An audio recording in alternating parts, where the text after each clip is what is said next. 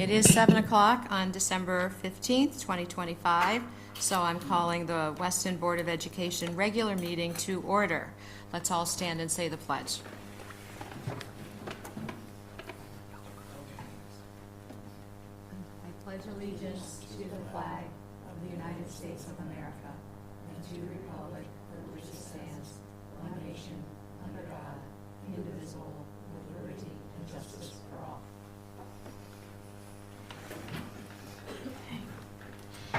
Right.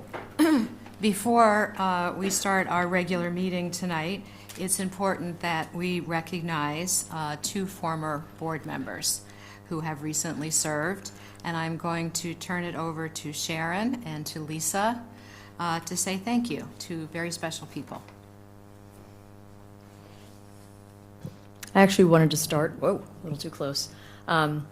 And in case you're watching, although I'm not quite sure he's going to watch it live because he is in Australia, I wanted to say happy birthday to Steve Ezzies, although the day has passed for him now in Australia. However, It's true, it's the next day. It's the next day, yeah. But I hope he had a happy birthday. And I wanted to say that working with Steve for the last few years on the Board of Ed was really actually quite a wonderful and a great learning experience for me. He was the second board chair that I worked under after Tony Pesco, and he picked up the reins and ran with it. And I think we got a lot accomplished as a board, and he handed the baton to a very capable person in Deb. And yeah, I just really enjoyed working with him. He had a wonderful temperament, and working with him was always a positive experience. Deb, did anybody else want to add anything about Steve? Steve was warm, really intelligent. Coming in as a new board member, he was able to make me feel comfortable and not stupid, and really educate me and help me become a board member. But he was always thinking about the board and what was good and policy, and thankfully he met Deb Lowe and got her right on board as an interim acting, and that was Steve, always thinking about what was good for the Weston schools. So we really had to appreciate him. I'll second that, and I'll just add, I think a good word is diligent, and very dedicated. And I had also the pleasure of, as his vice chair, we would have sidebars. And, it'd be really fascinating what we would have to sort of cover and the breadth of it, just to get to the point of distilling out a pretty good approach to a few things. So I want to thank him for that. Okay. Thank you. And I'll just add my 2 cents, just because I was lucky enough to know him with a different hat on, that I always found him very steady, very quiet, but incredibly informed and wise. So thank you, Steve. We'd also like to thank Chad. So Sharon and Lisa again. Well, I had the, I have to say, Chad, he's in D.C. tonight, so maybe you are watching this live tonight. I'm not sure, Chad. But I wanted to say it actually was a privilege to work with Chad, but it was also, I think one of the most interesting things was when Chad first joined the board, he was pretty adamant that we get rid of cell phones. And I think pretty much all the board members at the time were like, Chad, you have no idea. These kids need these cell phones. And Chad was right, 100% right. And Chad had the ability to see around the corner on that one. And we always gave him a hard time because technology was his nemesis. Dan can agree with that, I'm sure. But Chad's voice, he was not afraid to speak up, and he was passionate about what was right for the kids and what was right to really ensure a safe, healthy environment for these kids, and that was always appreciated, no matter where you stood. If you agreed or disagreed with him, you always knew that where he was coming from was a place of passion and a place in which he was really putting the kids first. And as a fellow board member, who was one of the early ones to come around and say, hey guys, Chad's actually not crazy. That's a really great idea that he's got to get rid of the cell phones. I have to say, I really appreciated his leadership. And unfortunately, we missed him at some of the meetings because he was on a book tour, and not many of us can say that we've had the honor of doing that in our lifetimes. But his voice was a very valuable voice on the board, and I personally will definitely miss working with Chad. So. Well, I worked with him on the curriculum committee, and he was thoughtful and smart, asked really good questions, and was always open to listening toward a different viewpoint. He was willing to change, and that's unusual in someone, to be that thoughtful and a really good listener and open to changing his ideas and his opinions. He was really great to work with, and I'm sorry he left. Thank you for those comments. I too enjoyed working with Chad briefly, his energy and his positive spirit, and he definitely had his own ideas, so it was always fun to listen to those. Chad did realize we were going to do this tonight, so here is his response.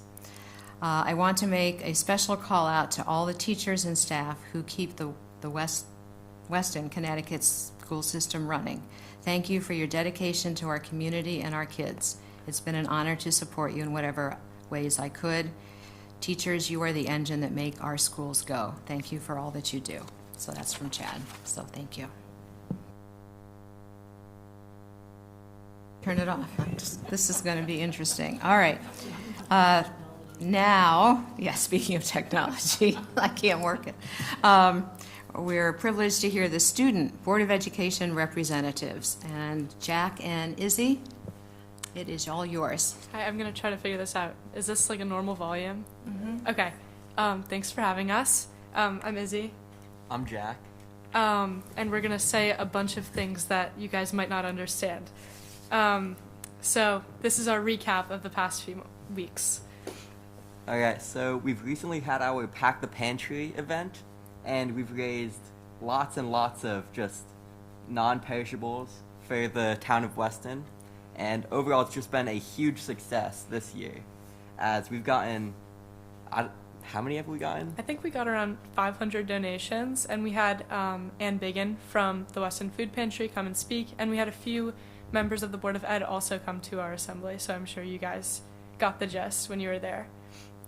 And during that same pep rally, we also had our first King of the Court volleyball match, which was a huge success, where we had the junior and senior boys do a volleyball tournament, which I think everyone enjoyed personally. And last week, we had our orchestra, chorus, and band concerts, which was another huge success for the Weston High School, and everyone just really enjoyed that. And we had our lobby concert in the morning, which was just like such a fun, energetic way to start the morning, especially with this delay that we had. And this Friday, we're actually going to have caroling across the school, which is just another fun way to liven up this holiday spirit that we have at Weston High School. We heard about a lot of kids practicing outside of school for all these things, and all of the musicians are super excited about this. Midterms are coming up the week that we get back from break. We're super excited. We have a new midterm review schedule, which I think will be very helpful, where we have a lot of flex time. We're going to be meeting with our teachers. And then right after that, I think we go right into Portrait of the Graduate, which I should know how that works really well, but I'm kind of still iffy about it. But we just submitted the early deadline, and then in January we have the second deadline, and people are very excited about being able to finish it up, and they're starting to like it because they realize there's a creative aspect to it. And then we have our Spirit Week this week, so we're getting kids to dress up and get excited for the break, which is part of, again, like our bigger initiative to raise school spirit and just getting people excited. We have a lot, actually, you were talking about the phones, and I could not stop smiling because it really has boosted our school environment. Originally, we, like, as a student government, we post a lot of stuff on the social media, and we post our spirit days, and we worried for a while about how we were gonna, like, get the word out and get people excited, because we usually post, like, people dressing up.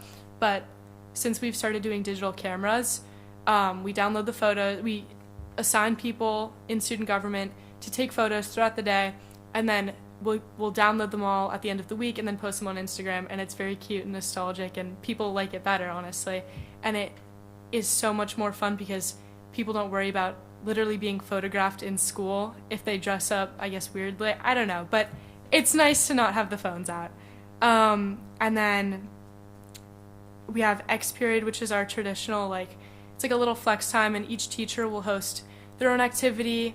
And so one of those activities is going to be, it's the day before break, so one of those activities is going to be like an ASL like teaching thing, and we're going to incorporate like American Sign Language into one of the classes, because for Film Fest this week, so we have Film Fest before break, and I'm all over the place today.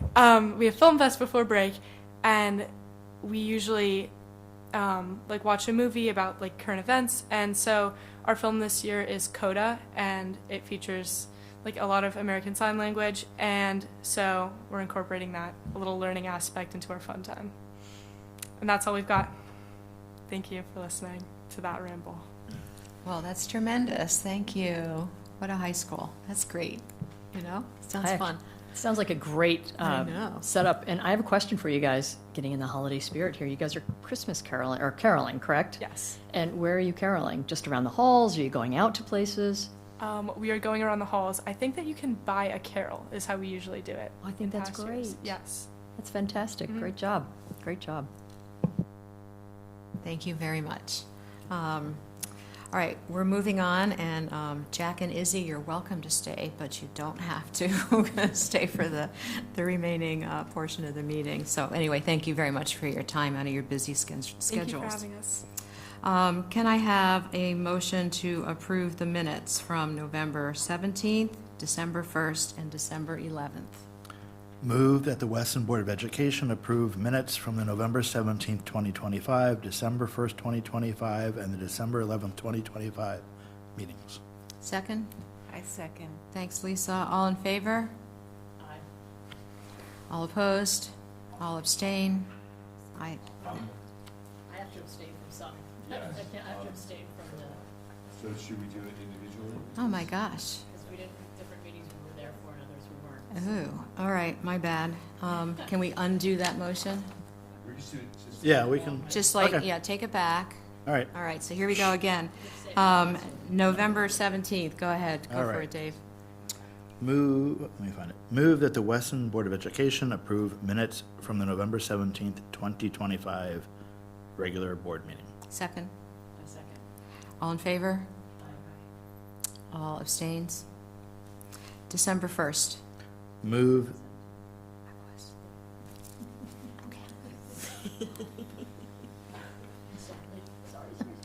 move that the Weston Board of Education approve minutes Put me down from the as December 1st, 2025 special meeting. Is there a second? I second. Thanks, Lisa. All in favor? Any opposed or abstentions? I have to abstain. Okay, thank you, Sharon. Next. Move that the Weston Board of Education approve minutes from the December 11th, 2025 special meeting. I second. All in favor? Aye. Any abstentions? 2 abstentions. All right, thank you. All right, public comment. I just need to read this preamble. The board welcomes the opportunity to hear from members of the public about matters concerning the Weston Public Schools. Public comment is an important chance for the board to receive input and feedback from our school community. We listened attentively to all comments. While we value and pay close attention to public comment, it is our practice not to respond substantively or sometimes at all during public comment. There are several reasons for this. First, engaging in a discussion on a non-agenda item could violate the board's obligation to comply with the Freedom of Information Act. Second, the board or the administration may not be prepared to discuss certain matters raised in the first instance by a public comment. And third, the board develops its meeting agenda carefully to ensure that the board addresses matters that are pressing or relevant at the time of the meeting. We encourage members of the public with specific questions, concerns, or complaints about our schools to reach out directly to our Superintendent Forty. You may also email the board at our email address, boardofelucation@westonps.org. Additional details about public comment can be found on our website. Are there any public comments or comments from the public? All right, hearing none, we'll move on. New business. Slam and Colliers are joining us. Oh, old business, sorry. These are second reads of required policies, as I understand. All right, let's take them. Do you want to take them one at a time as well? All right, let's do that, just to have a clean vote on each one. All right, the first policy is 4113.2, duty-free lunch for teachers. Is there any discussion? Is there a motion? Move that the Weston Board of Education approve policy 4113.2, duty-free lunch for teachers. I second. Thank you, Lisa. All in favor? Aye. Any opposed? All right, policy approved. Next policy, 4212.42, drug and alcohol testing for school bus drivers. Any discussion? Is there a motion? Move that the Weston Board of Education approve policy 4212.42, drug and alcohol testing for school bus drivers. I second. Thank you, Lisa. All in favor? Aye. Any opposed? Policy approved. Last one, policy 5118.2, educational opportunities for military children. Any discussion? Is there a motion? Move that the Weston Board of Education approve policy 5118.2, educational opportunities for military children. I second. All in favor? Aye. Any opposed? All right, policy approved. All right, new business. We do want to thank and welcome Slam and Colliers representatives here tonight. I know that we have set aside special meetings to talk about facilities, but in our process of wanting to move forward fairly quickly, any new information that we may want to pursue, we need to do that in as timely manner as possible. The SLAM report last year was presented in late spring, am I right, Phil? And then it was reviewed at our special meeting in December. So they are coming here tonight, and Phil can introduce people to talk about Phase 2 renovation and ask for the board's consideration in a vote. So Phil, do you want to introduce and ask our representatives, who thank you very much for coming out on a cold night. Thank you. Tonight we're joined by Scott from Colliers and Jim from SLAM Cooperative. So gentlemen, please.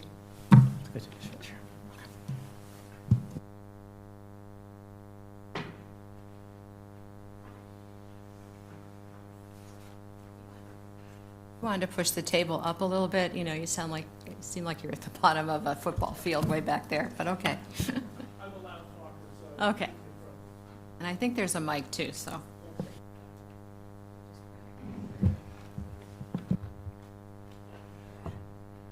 So would you like me just to provide just a kind of a quick recap of where we are now? Yes, we've read the memo, but it would be great just to hear a summary and the main points about why you are recommending what you're recommending. Thank you. Yeah, so, there was an additional document along with the recommendation letter. We updated our summary of everything that had been done to date the end of November, going back to the 2017 Silver Petroselli studies, as well as the studies done by Tecton and their process. And the one thing that we noted within our review of all the work done to date is there was really never an adequate comparison and review of renovation status and how that would compare to costs and impact to a new building. And certainly, understanding the communities, having, been doing this for the past 39 years, That is a question that the public is going to ask, is did you look at renovation status? And the reason that's important is that can get you, at this point, you're based on your current numbers, 8% additional support from the state of Connecticut. A renovation project gets reimbursed at a higher rate. However, if you, if you move forward with the evaluation that's in front of you this evening for action, and it's proven through this phase 2 study that renovation would actually be more costly than building new, there is an avenue to also capture that additional 8% from the state. So when we look at this, I think the studies as far as looking at grade configurations, options, there's a lot of information that was provided by the previous architects. But when you look at now current escalations, I mean, this project was really started in earnest back in 2017. If you look at, and I'm just going to, this is not the cost of the project, but I'm just going to grab it an easy number. Let's just say you're talking about a $50 million project. Right now, we're still looking at escalations in around the 4 to 4.5%. So the value of the work from the SLAM Collaborative in front of you this evening to complete that evaluation and that study for renovation status is, I believe, $40,000. If you look at 4.5% escalation on 50 million, you're talking north of $4 million.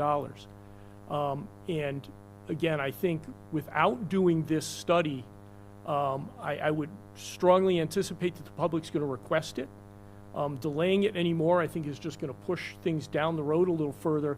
You won't have the information and the tools available for this board to make an educated decision and recommendation to the town on how you would like to move forward with renovations or potentially constructing a new middle school. All right, thank you. Phil, do you have anything to add, or should I just open it up? All right, it's now open up for discussion. Any comments, questions? We have the experts here. I have a couple, shockingly.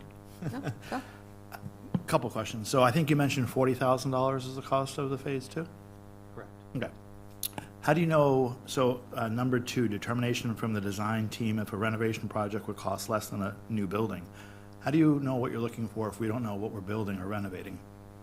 Well, part of the phase 2 scope is to develop a conceptual floor plan, conceptual site plan, and present those options to you. So we would do a new option, and then we would take your existing ed spec that was approved and backfill that into this existing building based on the enrollment projections that you saw last month. So we'd backfill that, and then we have estimators that will look at that in detail, and we'll look at current dollars right now. A lot of the information that we've been given and been sorting through, as Scott alluded to, started 8 years ago. So some of it is somewhat dated. I think it's important for this group to go through this exercise right now. And the state provides guidelines that we follow. The 3520 form is a form that we can go right through, meet all of that criteria, so that as you go back to the public, you can look everybody in the eye and say, we looked at both options and these are the numbers. And I think it's really important to do that in today's dollars and be able to say, within the last few months or 6 months, we've looked at the cost of both options. And then based on how those numbers come in, you can make a decision as to which direction you want to go. So, but if we don't have a known design, right, we have, I think there was 8 to 10 conceptual designs. I think 2 wound up being moved forward to the Board of Ed under Facilities Optimization Committee. If we don't know which of those we're going with, we don't even know, for example, are we doing 3 buildings, 4 buildings, grade reconfiguration? A conversation came up last week about, at one of our previous meetings about a magnet school. If we don't know what we're doing with the building yet, is this the right time to be doing a phase 2? Well, the scope for this phase 2 is for a middle school, 6 through 8, based on the enrollment projections that you most recently had. This scope does not necessarily expand and look at 4 schools or grade reconfiguration. We can certainly expand that study if you wanted, but contractually, what we're obligated to right now is really looking at the middle school, grades 6 through 8 only. You know, So- new versus renovate. So what does happen if there is an interest in exploring a grade reconfiguration, whether it's just one grade, maybe it's 5th grade, maybe it's multiple grades? How would that impact the Phase 2 study, sort of in two parts? I assume that there's some time that is required between approval and actually having someone come in and complete it. And is that somebody, SLAM, or who is that? Yeah, we provide that service. Okay. Absolutely. So what happens if a grade reconfiguration became of interest to at least explore, if not, if it's not part of? Yeah, I think, yeah, I don't mean to interrupt, but I do think that that may well happen, but that's not the issue for tonight. So I don't want to go down a road of talking about something that's not an option and not on the agenda. So I just want to focus on, should we do Phase 2 of the SLAM study that was recommended way back in 2024? And part of it was done, as you know, last spring and completed. And in my way of thinking, this gives us more data just about the middle school building, what it would cost to renovate as new, which is a huge question, and conceptually, but a better updated estimate of what it would cost to build new. That's it. That's not talking about any of the other options that you mentioned, which are not off the table. It's just they're not on the table right now for this particular question tonight. So would that then push us to a Phase 3 if we, because I'm with David, and as far as, clearly Phase 2 is going to be necessary for us to move forward, but should we have our plan tightened up a little bit more before we go to a Phase 2 so that we don't potentially have to go to a Phase 3, which could be another $40,000 spend? Should we as a board have more of a discussion about that? If I may, yeah, I think what we would suggest is, as your board chair recommended moving forward, if you chose to add an additional grade level, and I'm just going to say 5th grade right now, not knowing what you're going to choose, but bring 5th grade up, you know, you would have to work with SLAM and the board would have to work and modify the educational specification. However, I think a lot of the conceptual planning and layout necessarily wouldn't change dramatically by just adding one grade level. I mean, certainly you would upsize cafeterias, some other spaces, kitchen area wouldn't change, adding additional classrooms. So I think the work that would be done in this Phase 2 could be modified, but you're certainly not starting over. And a good portion of the work that the SLAM team is going to be performing is a more detailed evaluation of this building to get a clear understanding of, is it really appropriate to renovate this building, or do we go so far down the rabbit hole that it's just not going to make any sense from a cost standpoint? So in addition to the planning, there is a lot of still further detailed evaluation of this building with renovation status in mind that you would do either way. Either if it was a 5.8 or a 6.8, you've still got to do that whole component. And then I do believe planning for that is going to give you a good baseline of discussion. Certainly, if you add 5th grade, you're going to need to go back and revisit the ed specs and provide the design team, whoever that may be, in this case SLAM, with the additional criteria of what you believe you're going to need to add 5th grade to the school. But again, I would encourage you, I think, to move forward to start getting that information to help you make an informed decision. Yeah, and I think the base of the study contractually exists in what we're talking about right now, the new build versus renovate to new within this building. And I think that's the heavy lift that you need to do. We're anticipating a 6 to 8 week process to get all of that done, check off all the boxes for the state criteria. So if you do want to explore, you know, bringing 5th graders up, the enrollment projections that you saw last month, it looked like it added about 200 5th graders potentially to the middle school. So we could take those plans, adapt, bring in, you know, accommodate 200 classrooms for 5th graders, and then look at all the core spaces and make sure that the schedule works for music, cafeteria is right size. So we could then take that schematic or conceptual floor plan and expand it to accommodate that. But I think this board probably has to have a conversation. Is that the only scope that you want to explore, or is it more wide-ranging than that? Because I think it has a big time implication. because we're anticipating moving very quickly based on what we're contractually obligated to. So if that changes, I think you need to consider that. So if I recall correctly, I watched the meeting. I was not able to participate in the meeting on the 1st, but right-sizing the building obviously is a priority. I thought that we had already found out from previous studies that the building was, we were able to, it was eligible for renovate, right? Because we, at one point in time, were like, can we even renovate this building, or is it too far gone? And it was determined that structurally the building had good bones, we could renovate, but there were substantial, there were a lot of areas in the school that weren't necessarily acceptable for today's educational practices, so classrooms without windows and things like that. So having said that, we know that we can renovate this building, right? So now we're just taking a look at, when you talk about, so now we're just, this phase 2 is just putting a price tag on it? I just want to understand fully. It is. The first phase was a preliminary assessment, and we spent a day in the building. I was here personally, walked through all the spaces, and I was looking at it with an educational lens. We had an electrical engineer, a mechanical engineer, and a structural engineer walking with us, and they were looking at their disciplines, and so that first phase was really a result of that. We saw it, and we said, this building could be renovated to new and meet the state criteria.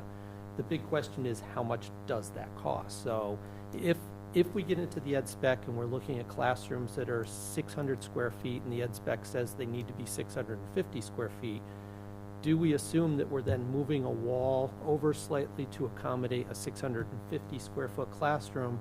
What does that do structurally? So there is a snowball that needs to be considered from a price standpoint, and every single one of those little decisions has a cost associated with it.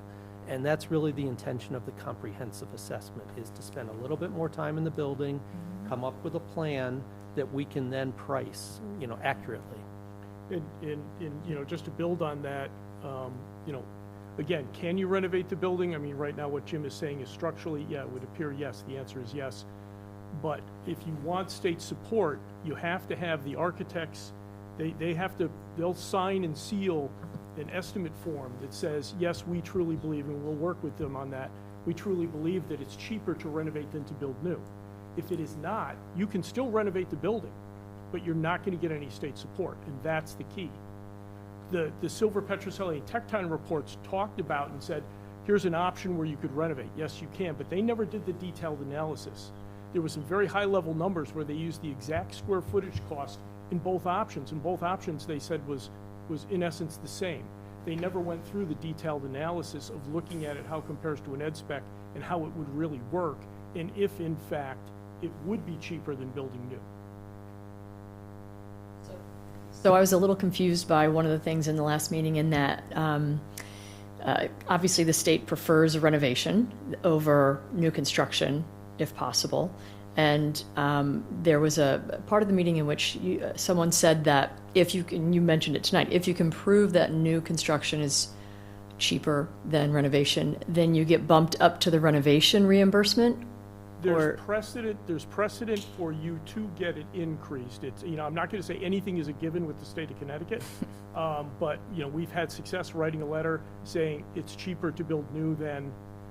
And there is some statutory language that would support that movement up to the higher reimbursement rate. Okay. But again, without the baseline information, we can't form that argument. And that's found in phase 2. Correct. Okay. Any other questions, comments? So I'll jump in here. And to your question before, Sharon, I think when I asked the same question during that meeting, I think there was only one instance, right? I think there was only one example that you guys had come across whereby a district had a building that it would actually cost more to renovate than to build as new, and then they got the step up, let's say, in the grant from the state. I think there was only one example, so there's not much to work with there. It's not a foregone conclusion. My question is just, okay, 2 routes here to David's point. So if we decide to move forward tonight, let's just say just with this phase 2, This is just for sort of evaluation, again, of the middle school as is, okay? It's not addressing any of these other configurations that we may want to consider. If we move forward with it tonight, does this study, and I think one of you had mentioned it, does it actually do the bulk, let's say, of the analysis that could then be largely applied? And again, we don't really know what we're going to come up with if we go to 3 schools, but that could be largely applied, let's say, to a further study for 3 schools. And what is the sort of the cost there? So that's one avenue. The other avenue is, of course, is for us to delay here, for us all to have a conversation, figure out what actually we want to do, and then maybe it's expanding the scope of what you guys would do, which is maybe it's looking at 2 scenarios, for example, the middle school as it stands today versus an expanded configuration. I'm not sure. I don't know if you guys can even answer this question. Which route would be cheaper? Because it does sound like we are at least strongly considering the expanded evaluation for of the middle school to, of course, look at potentially other grade levels. So, what is the for you? If we move forward tonight, $40,000, let's say, for this. And we need, let's say, another phase 3, I think, to Sharon's point. Is that another $40,000 for, assessing, an expanded, let's call it middle school building? If we wait, so that would be 80, let's call it. If we wait, can that be done more efficiently and at less cost? If we wait and we decide, hey, maybe we want both, we want you guys to do that both sort of in one fell swoop. Talk to me about just the economics and the process along those lines. And from what I've heard over the past couple of years, this board's made, coming out of the master planning exercise, you made the middle school a priority. And I think that's why you're moving forward with this scenario and this exercise. I think whatever you do with that exercise and you learn from this process can be applied to those other scenarios. I don't think that throwing numbers out, I'm not sure exactly what the scope is, but like I said before, I think that the lion's share of the work will be done through this exercise, and the $40,000 that you're spending would be able to be utilized in other scenarios. If we pull 5th graders, I'm not sure what the scenarios are, so it's really, really difficult because there is a snowball effect. If you're pulling students out of other schools, are you pulling students out of 3 schools, 2 schools, 1 school? And I think that'll affect the overall price of the exercise. So I don't see any reason why you can't move forward with this. Learn what you need to about the existing middle school, compare it to a new build in current dollars, current budget numbers, and then layer in other scenarios on top of that. And I think you would get some good value for what you're spending on this exercise, and I think it would translate to the other scenarios that you're looking at as well. I think there would be some efficiency there. Is there efficiency, let's say, not just for, let's say, from the cost standpoint, but from a timing perspective? If you did the initial phase evaluation, let's say this one, and then we came back to you and said, okay, actually we're considering this expanded configuration. Because now you have a baseline of evaluation. Does that shorten up the next time period? I guess it depends on what we decide or what we want evaluated. Is that? Yeah, there's a good chance that it would be a quicker exercise. Yeah. Because we would be building on what we learned. Yeah. I guess to your point, David, I guess we just don't know what we don't know at this point. I like to build on that comment. We don't know what we don't know. In your proposal, is it more of a paper exercise? I thought at one time you were actually going to do some physical analysis as part of phase 2. So not the one day, but really a deeper dive. So let's clarify that, correct? Yes. Yeah. Phase 2 includes conceptual floor plans, a conceptual site plan for a new build a renovate to new project, as well as narratives that would describe, mechanical systems, electrical systems, and all of the information that we would need to assign an accurate cost estimate to both of those scenarios. Do you do any on-site physical examination beyond what you did Yeah, before? we'll be back on site probably for a couple days. So you'll dig a hole below me and find the old cables I that don't have know been if I there wanna for do that, 60 but- years? The reason I'm going down this questioning path is because y'all were involved in the Central Middle School project in Greenwich, if I recall, a couple years ago. Right. Yeah. And that building was condemned. So did that go through a phase 2? Did someone go, we're about to condemn you and this is post-analysis? Or was it condemned by the public health official? They brought you in and go, do you want to renovate it or do you want to build it? So why don't you walk us through that, because it could be you do an analysis here and we stumble upon something we really don't want to find out. And we have to, God forbid, condemn the building. This is an extreme case. But now we're down the path of what you did in Greenwich. Go take 5 minutes and walk us through that scenario, how you were involved, did it involve a phase 2, and we know the outcome is they built a new middle school in Greenwich. Yep. Yeah, and I think that was a much different scenario. We weren't involved until there was actually architect selection. So what happened there was some structural damage that was identified. They brought in an outside structural consultant that analyzed it and made the recommendation when he saw the damage that the building had sustained from the event, and that's why the building was condemned. So the town had to react to that immediately, and they went through legislators and they pushed some things through at the state level in an emergency condition, and they were actually able to move very quickly on it. They were able to create some funding or secure some funding that would do the temporary repairs, but those temporary repairs were only warranted for a certain period, and there was an inspection period just to make sure that the students stayed safe. So once that was underway, they realized that they wanted to proceed with a new school. So then they went out, hired an owner's project manager, and the whole process was accelerated, and they advertised for architects. So by the time we got on board, the decision had already been made that they were taking the old building down, and they were very clear that they were building a new middle school on the same site, clear separation between the two, and that the existing middle school would be fully operational through the entire construction process. So that was the criteria that we were given as we stepped into the program. Right. They actually dispersed the kids to the wind for like a month in Greenwich, Yeah, right? a couple weeks, I think. Yes. So that's really putting Yep. all our 6th, 7th, 8th graders in every other building.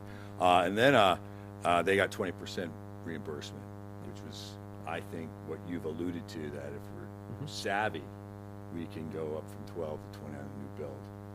Hopefully we don't have to be savvy in an emergency scenario, but we should have a plan B. I actually like the idea of a rigorous analysis post this assessment. And this is maybe a little self-effacing, but I got truly my back of the envelope calculations from last meeting, right? And I like to put in the hands of the professionals who can drill it down to a number plus or minus $1 million.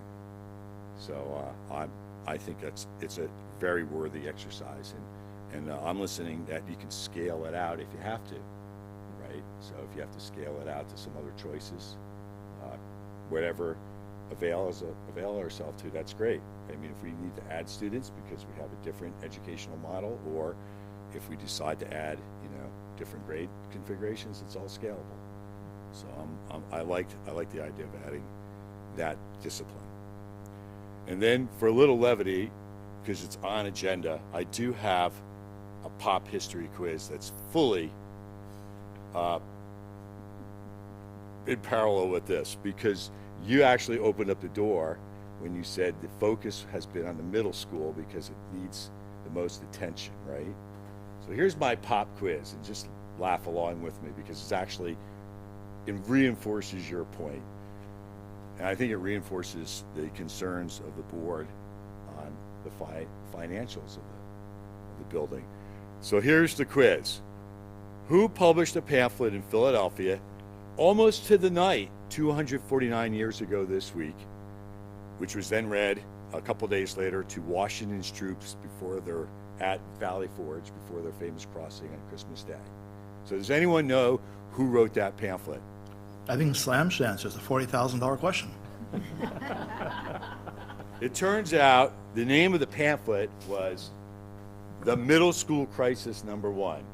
And the famous first line from that pamphlet was, "This is the building that tries taxpayer souls." It was turned out to be Thomas Paine. But I think that summarizes the diligence that we're going through, right? Because it's, no matter what we do, it's still, trying their souls. We're going to ask a lot of our fellow residents and citizens in this town. So thank you for your proposal. Right, thank you for your creative time travel and still relevant comments. I appreciate how you wrapped all that together. Are there any other questions, discussion? I just have one follow-on question. I promise to be quick. Okay. So I don't know that our focus is entirely on the middle school. That's been what we've talked about, but it's really on facilities. So I think the question that Sharon and Michael started asking after I maybe opened the door, we have to do something. We had to do something in 2017, right? So at some point, we got to do something. I think we're at that point. I think the concern that we have is if we approve the $40,000 spend, we're not entirely sure. We know what we're going to get out of it, but we're not entirely sure what we're even looking for. So I think Michael asked this question, or maybe it was Sharon, if we start this process now looking at ed specs that are 6, 7, 8, and we're not 100% sure those are going to be the ed specs we ultimately put forward to the state. So if we do 6, 7, 8 at $40,000, and we kick around some additional ideas, such as what came up at the last meeting we had with you, which is this building is 120,000 square feet. To right size it, 90,000 square feet. But if we had additional grades in this building, it's not to me about enrollment changes. It's about taking a building that's 120,000 square feet and chopping 40,000 square feet off of it, because 30,000 square feet off of it. But we could potentially move another grade level into this building, and what we wind up with is a higher reimbursement rate because we have an additional grade in here. So the question I'm asking is, we're not sure what we're actually going to do with this building, and we don't know what we're doing with the other 3 buildings. So if we spend $40,000 looking at ed specs for 6, 7, 8, and we really want to focus on, or at least we want to run to ground whether or not we can move 5th grade into this building or any other grade, we're going to have to come back to you and ask you to do the study again further, because you said that the number of classrooms that you'd be looking at is the number of classrooms based on projected enrollment for 6, 7, 8. So my concern is spending $40,000 on something we're not certain is the right solution, and we're going to come back and then we're going to be looking or staring June in the face, and we're going to be saying, well, now we've pigeonholed ourselves because we have these other ideas we want to run to ground, but it's going to cost us more money, more time. You said 6 to 8 weeks to get you in to do phase 2. So my biggest concern about about doing this is not solely about the $40,000.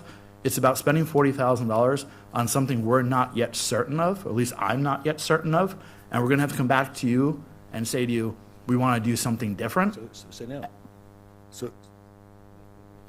So that's my concern, is just I don't feel like I know what we're doing yet to say to you, do the study, but I'm also somewhat paralyzed with we have to do something.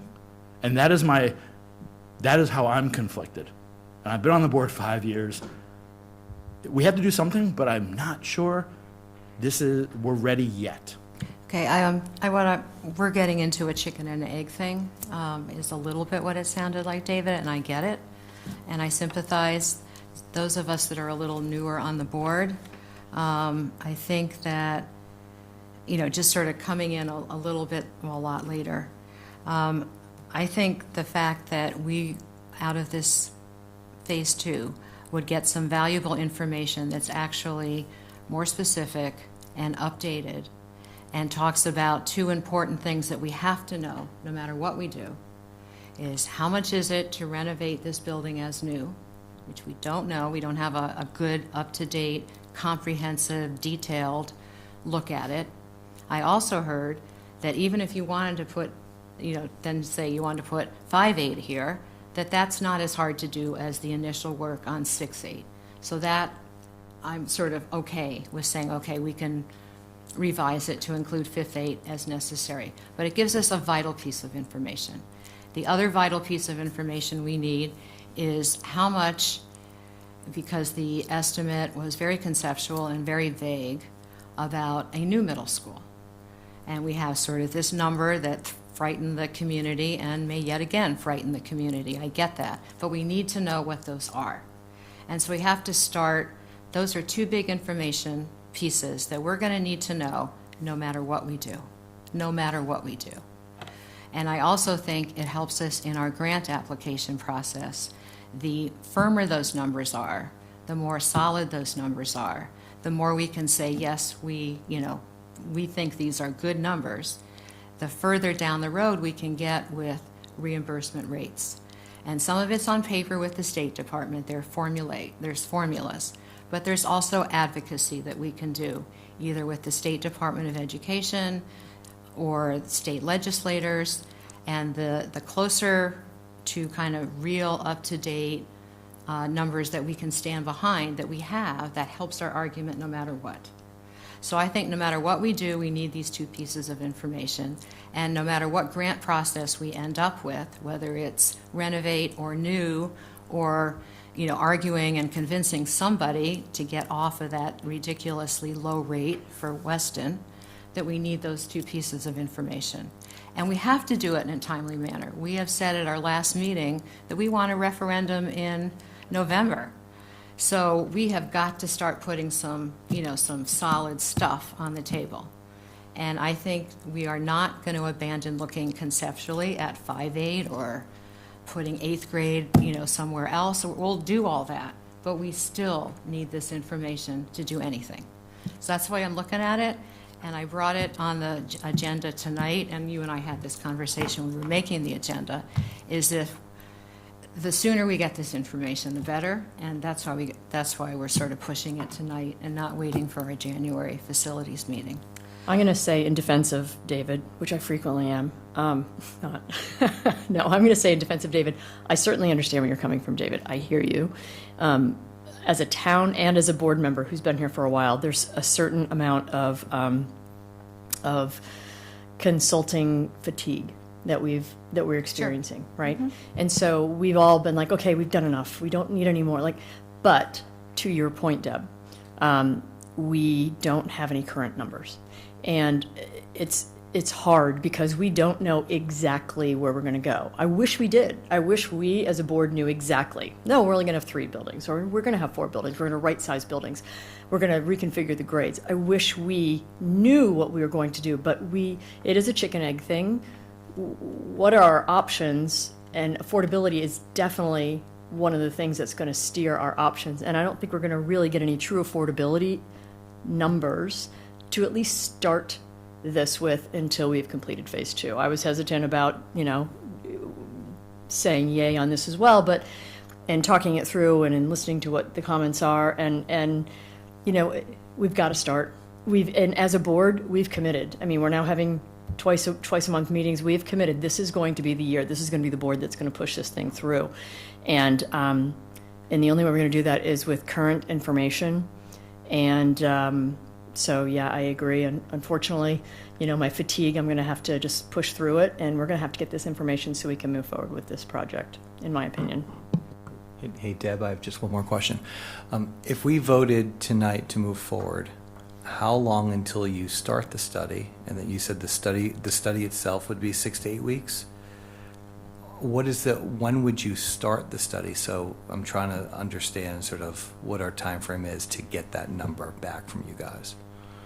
Once we got approval to proceed, sure, we would start tomorrow. All we need is a letter, and I think that's how it worked with phase 1. Phil just sent a letter and say proceed, and we started the next day and we started making arrangements. I think we were in the building within 3 days, I think, after the letter, and we turned that report around in less than 2 weeks. It was a much smaller effort, but we would want to start right away. So we would have a number early February? Early to mid-February, yeah. Early to mid-February. Are there any other questions or comments? I also have to look at the agenda remaining, which is an arm's length. So again, I am, sorry to have to sort of just push this to a vote, but I'm looking at the time. If I've missed anybody's comments and new points, go ahead, Michael. Just one last question, because we're having these separate meetings now on a monthly basis. If we decided in the next, before you guys completed this assessment, and we decided, I know it's a tight time frame, especially since, you guys now are saying that you could start immediately. But if we decided, let's say, before you complete the analysis, that we wanted to explore something different, right? The different configuration. Could we amend that to add on to, sort of, or expand your analysis when you're evaluating the building? Is that something that could be done, or do we have to go through a separate phase to do that separately? I would suggest amending it, and I think that would be the most expeditious way to do that.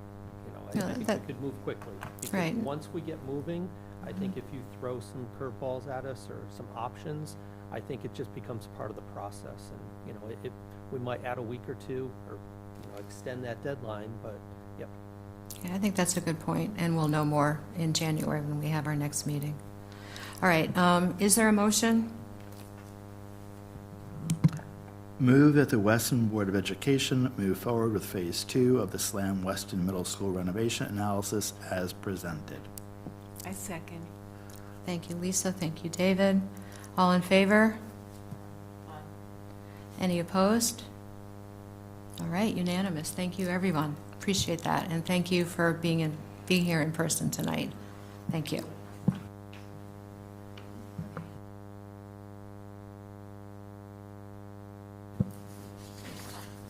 All right, next is the consent agenda.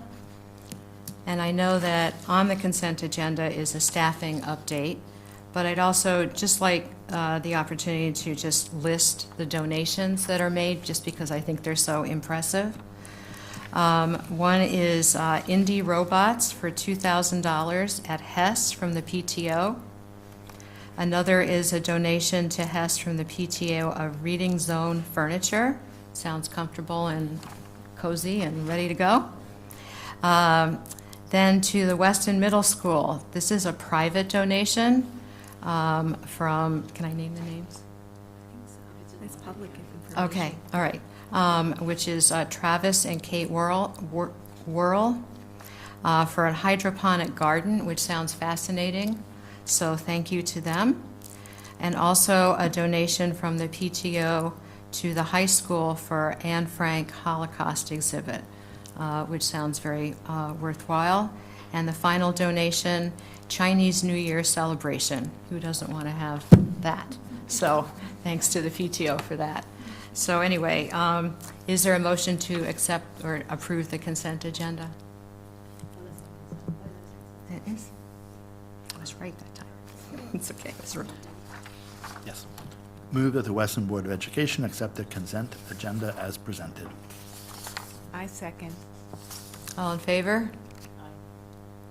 Any abstentions? All right, that looks unanimous. Thank you. The next item, I think I have lost my pages, is Retirement Incentive Program. All right, this was discussed in executive session. We received an update, so I do not think there's any action since we've had our update. So moving on, graduation date. This must be near and dear to a lot of people's hearts. I'm not sure who wants to talk about that. Erica? Sure.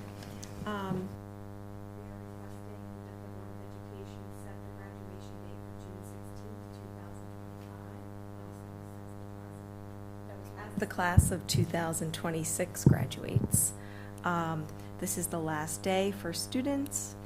There are a lot of things to organize, a lot of equipment and furniture and seats and such to secure, and so we're asking for the board's consideration this evening in setting the date so the planning can begin and be finalized in advance.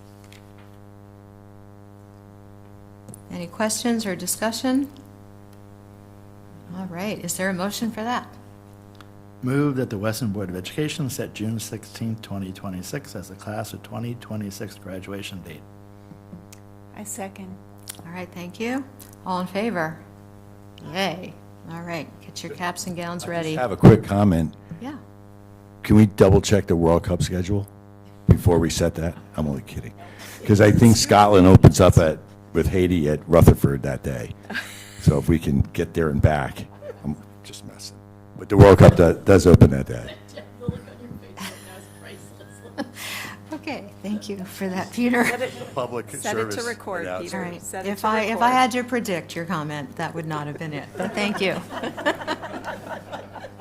All right, moving along, the Charter Revision Commission. This is the Town Charter Revision Commission.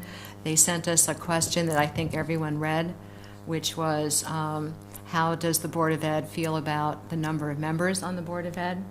How does the Board of Ed feel about the terms of Board of Ed members? And is it difficult to reach a quorum? So I'm just prepared to write a very general response, but I'd like to hear your thoughts. I was thinking that we think our 7-member board is a good number, that 4 years seems like a workable term, and that in general it's not hard to come to a quorum or make a quorum. Jody, just need to be quiet if you have any disagreements on that. Jody has to herd us all into the meetings. Appreciate that. But anyway, are there any thoughts or additional comments that we want to make? No, I actually wrote back already. And You did, okay, without talking that's to you, because fine. I didn't know we were on, but. Yeah, that's fine, 100%. absolutely. I Okay. think we're great. All right, Yeah, good. I I took just the- wanted to make sure that took it if, as well. Maybe not you, though. Yeah, we did good too. No, I think it's great. I think 7 is important. I like the whole setup. I think the 4-year term is really important because people would drop out faster if they could. If they did, and we need continuity on the board. It's a lot of work, and so we need continuity on the board. And I think 4 years is a good term. okay. All right, any other comments? I'll just reiterate what I said at my public comment at the inaugural meeting of the Charter Revision when they were discussing 5-member boards. And I was like, you know, if I had my druthers and we had a Board of Ed, I'm not going down to 5. If I had a choice, I would go up to 9 because the load of work is so high at times. And I quoted the hours that we cumulatively put in for Erica's hire, the budget, and now these discussions about the middle school, that if you're going to swing the number, swing it upward, not downward. So that was in the public record. Okay, all right, thanks. All right, moving on. Next Generation Accountability System discussion. I'll leave that to Erica and probably Tina. Yes, I am going to turn it over to Tina at this Okay, time, who's all right. prepared a great presentation for the board. Perfect, let me get out of the way. Great, thank you. Good evening, everyone. Good to see you all again. While Dan pulls up the presentation, just want to give a brief overview this evening of the Next Generation Accountability System. This is, we talked about, the state has many different algorithms and calculations for different things, and here's another one. So this is the Next Generation Accountability System that was adopted in 2015. The purpose tonight is to provide you with an overview of the framework and also provide you with Weston's results from the 24-25 school year, which was released at the end of October this year.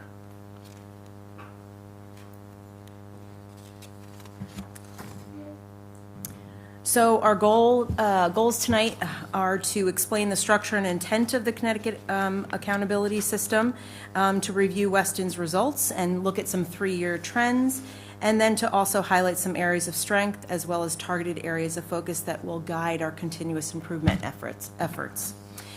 Just to give a little background and context around the evolution of accountability, we know that accountability systems have been around and evolved significantly over time.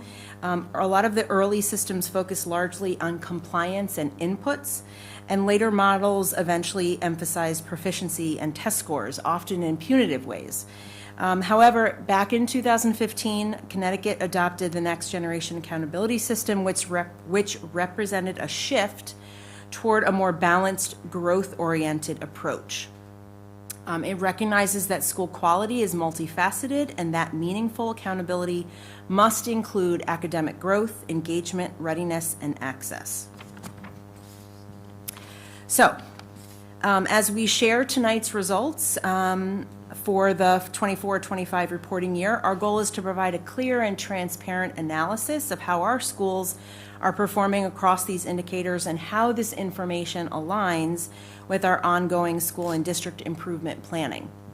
The purpose of the Next Generation Accountability System is to support improvement, not to rank or label schools, but it is designed to provide a more comprehensive picture of school and district performance, highlight strengths and progress over time, identify areas where additional focus or support may be needed, and promote transparency for families, educators, and the community. This system aligns closely with our commitment to continuous improvement and educating the whole child.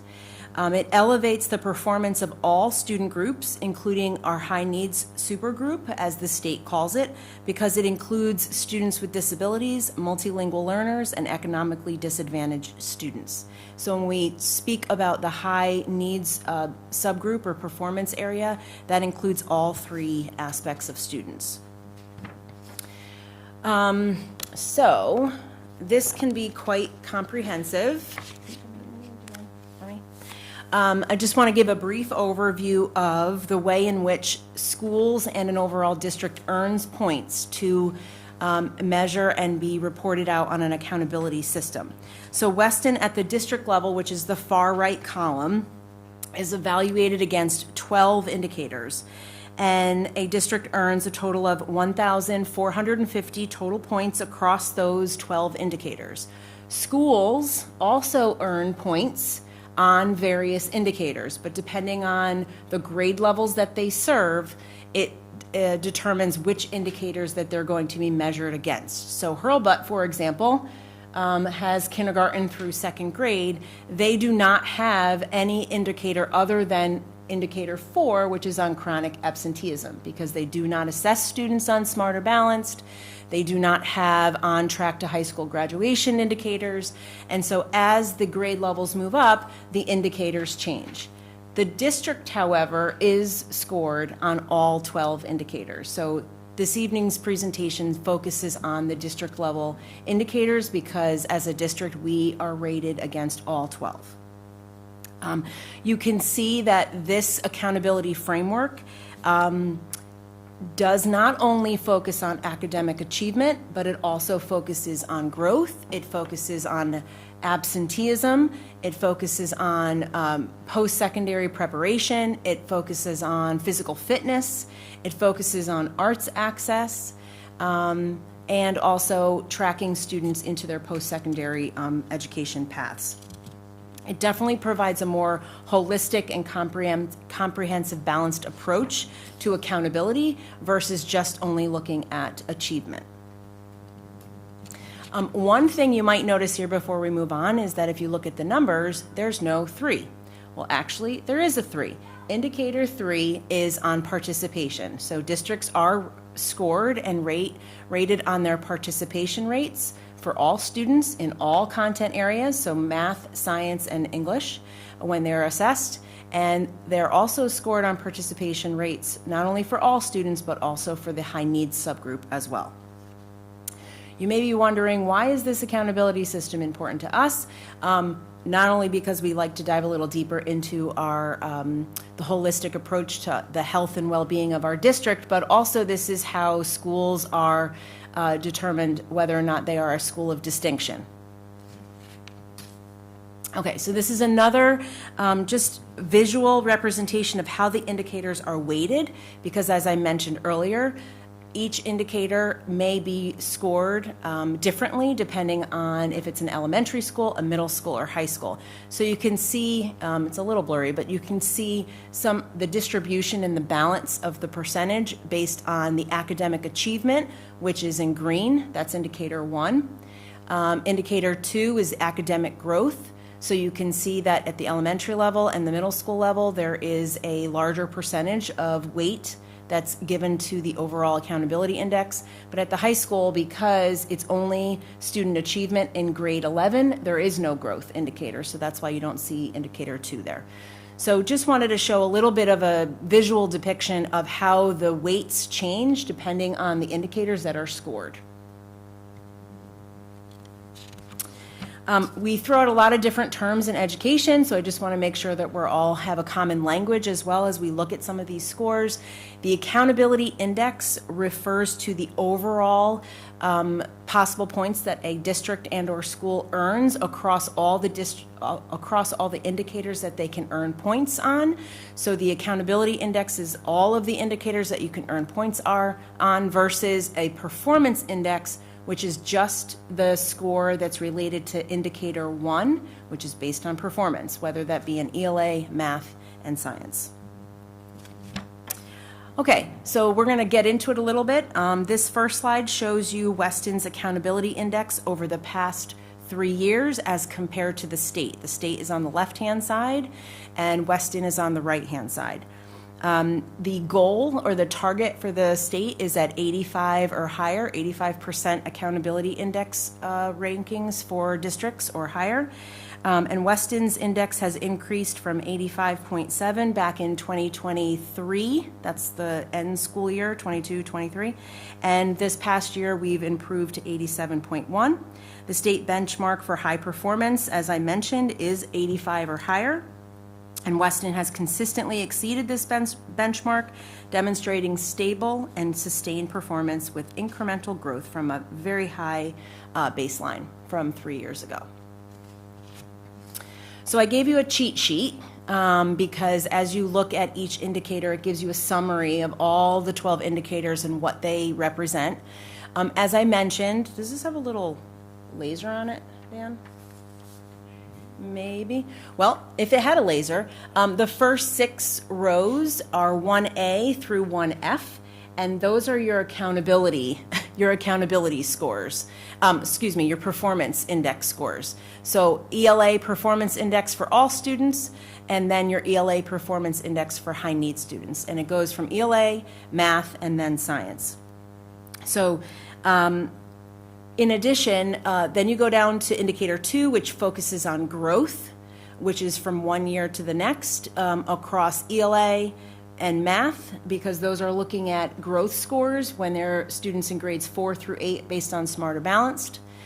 And then indicator 4 is on chronic absenteeism, again, broken out from all students versus our high need students. Indicator 5 is preparation for college and career readiness, the number of courses that kids take, and the number of exams that are passed based on the students that take those exams.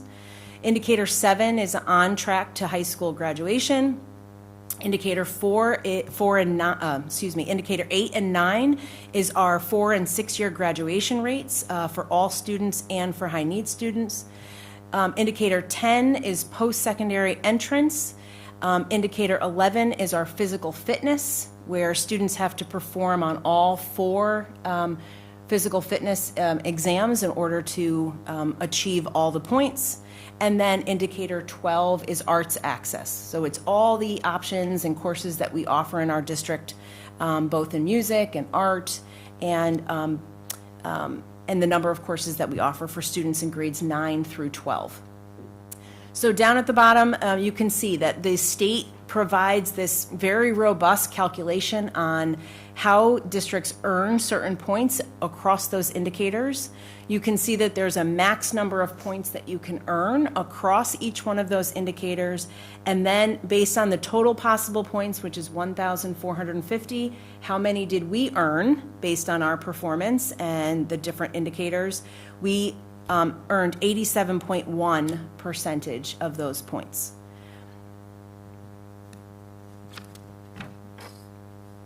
A couple additional pieces of information here. The performance index over the past 3 years has seen an upward trend across all ELA with all students, our high need students, our math all students and our math high needs students, as well as our science all students. One area that we'd like to focus on, and we've been focusing on, is our science high needs growth. We saw a slight decline in that over the last 3 years. This is just another example of maybe an easier way to look at some of our performance and our growth from last year to this year. So the state provides us with it's an Excel sheet that provides us to do some simple calculations based on last year's index scores and this year's index scores. And then it basically provides us with an accountability calculator to help us understand maybe what are some areas that we are really strong in and what are some areas that we might want to focus on. So here we did our comparison from last year to this year. We changed the notation a little bit because at the state level, if you maintained an achievement of plus or minus 1%, the state basically gave you a horizontal yellow arrow. But in Weston, all of these yellow stars, we've earned all the max points. So at the state level, they want to give us a yellow arrow, but the reality is there's nowhere else to go. So we gave ourselves yellow stars. So you can see that we earned 9 yellow stars here because we've earned the max points possible that you can earn in those indicators. We have 8 green arrows out of 22 possible, which is 36%, and we have 4 red arrows that we would like to focus a little bit more specifically on. And as I mentioned, one of them is our science performance with our high needs population, which again includes special education, multilingual learners, as well as economically disadvantaged. But overall, last year to this year, we've improved greater than 1% from 85.6 to 87.1. So in addition, the Next Generation Accountability System also provides and monitors information around achievement and graduation gaps. So when disparities are significantly larger than state averages. So Weston is not identified for any achievement gaps from last year, nor do we have graduation gaps. This reflects strong instructional supports and consistent expectations across student groups.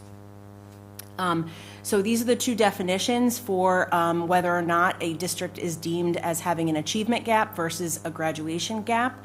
And then I provided these results here. The top chart shows an analysis of our, if there's any gap indicators.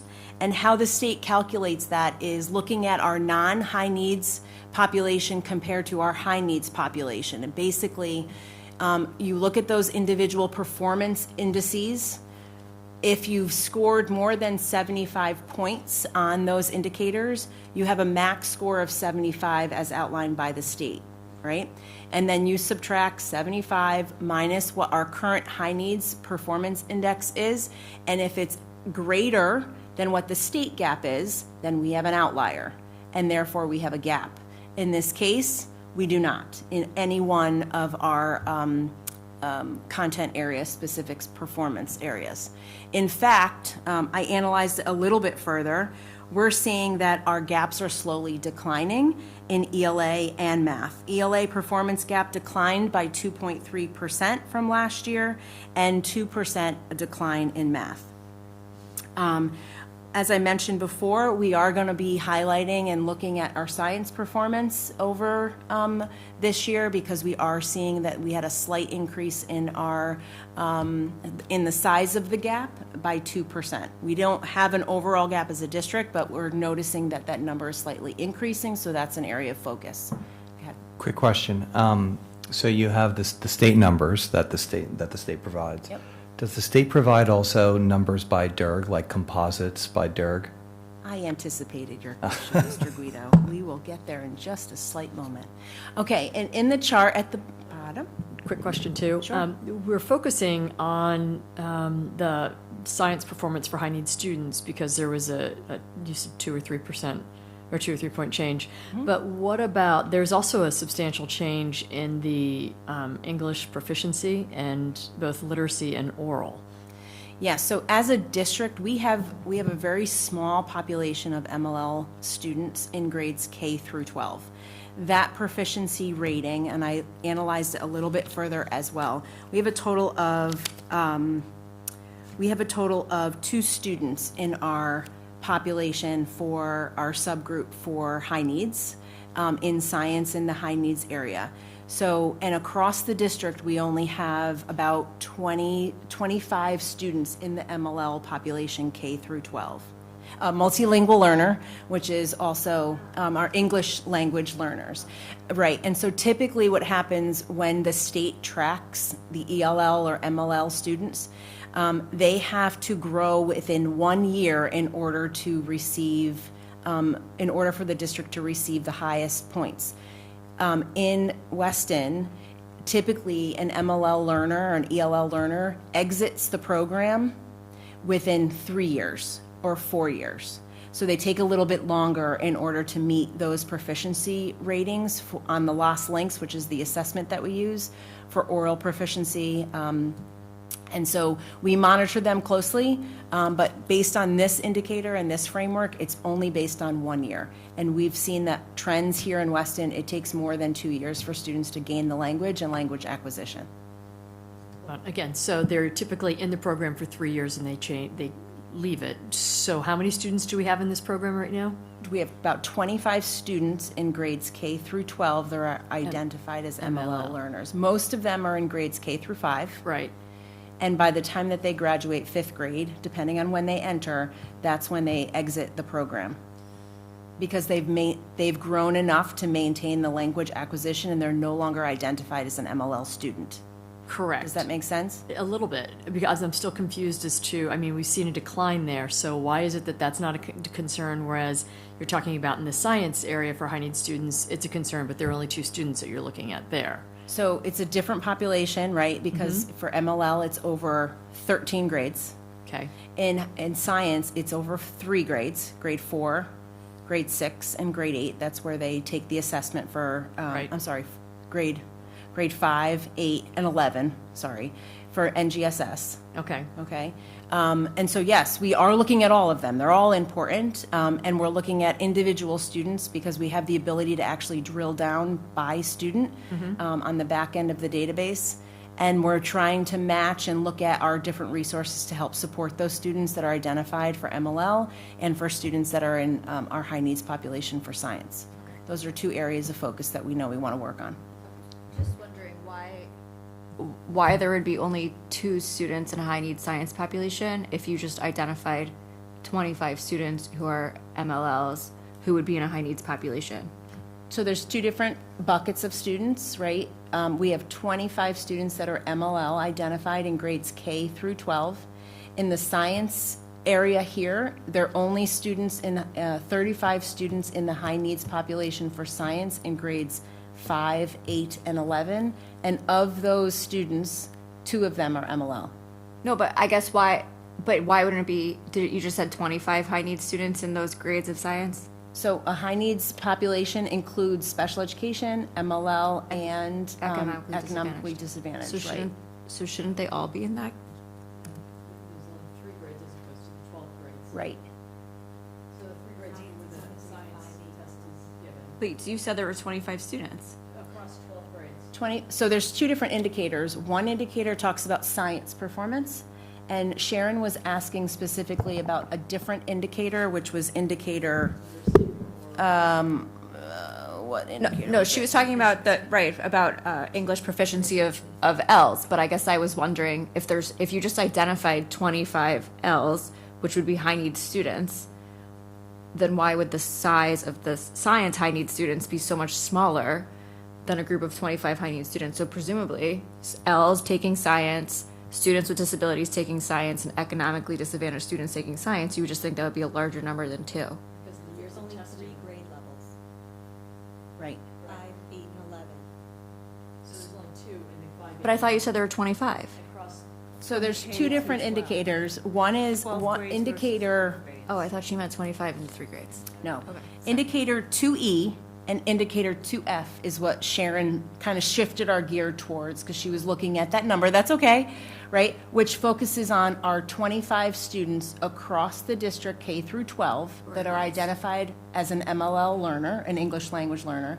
And we use a different assessment to measure growth. It's the last links. And that's what I was referencing before. Most of our students are in K through 5 in that indicator, and they take more than a year to exit out of the program, right, in order to develop their language acquisition and exit out of the last links as an identified student. I will say the state tracks those students, even if they're not an MLL identified, for 4 years, even afterwards, within our high needs population when they're calculated in our accountability system. So it's a quite complex, robust system that there's a huge guide that goes along with it as well. But a couple different combinations of how students are measured, and you can hear our high needs population, MLL, special education, and economically disadvantaged, they're scored multiple times in various indicators depending on the grade that they're in and depending on the assessments that they take. Okay?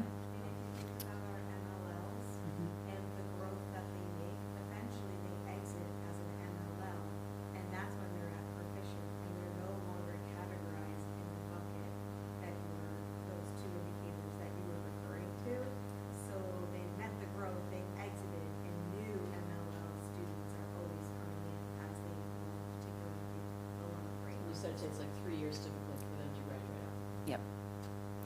And then on the bottom, this is just a quick chart of our participation rates, which we are well above 95%, which is the requirement in order to, which is the target for the district. Participation rates impact school classification, so we'll get to that in a minute. So the state then looks at your accountability index overall and gives you a classification based on that rating.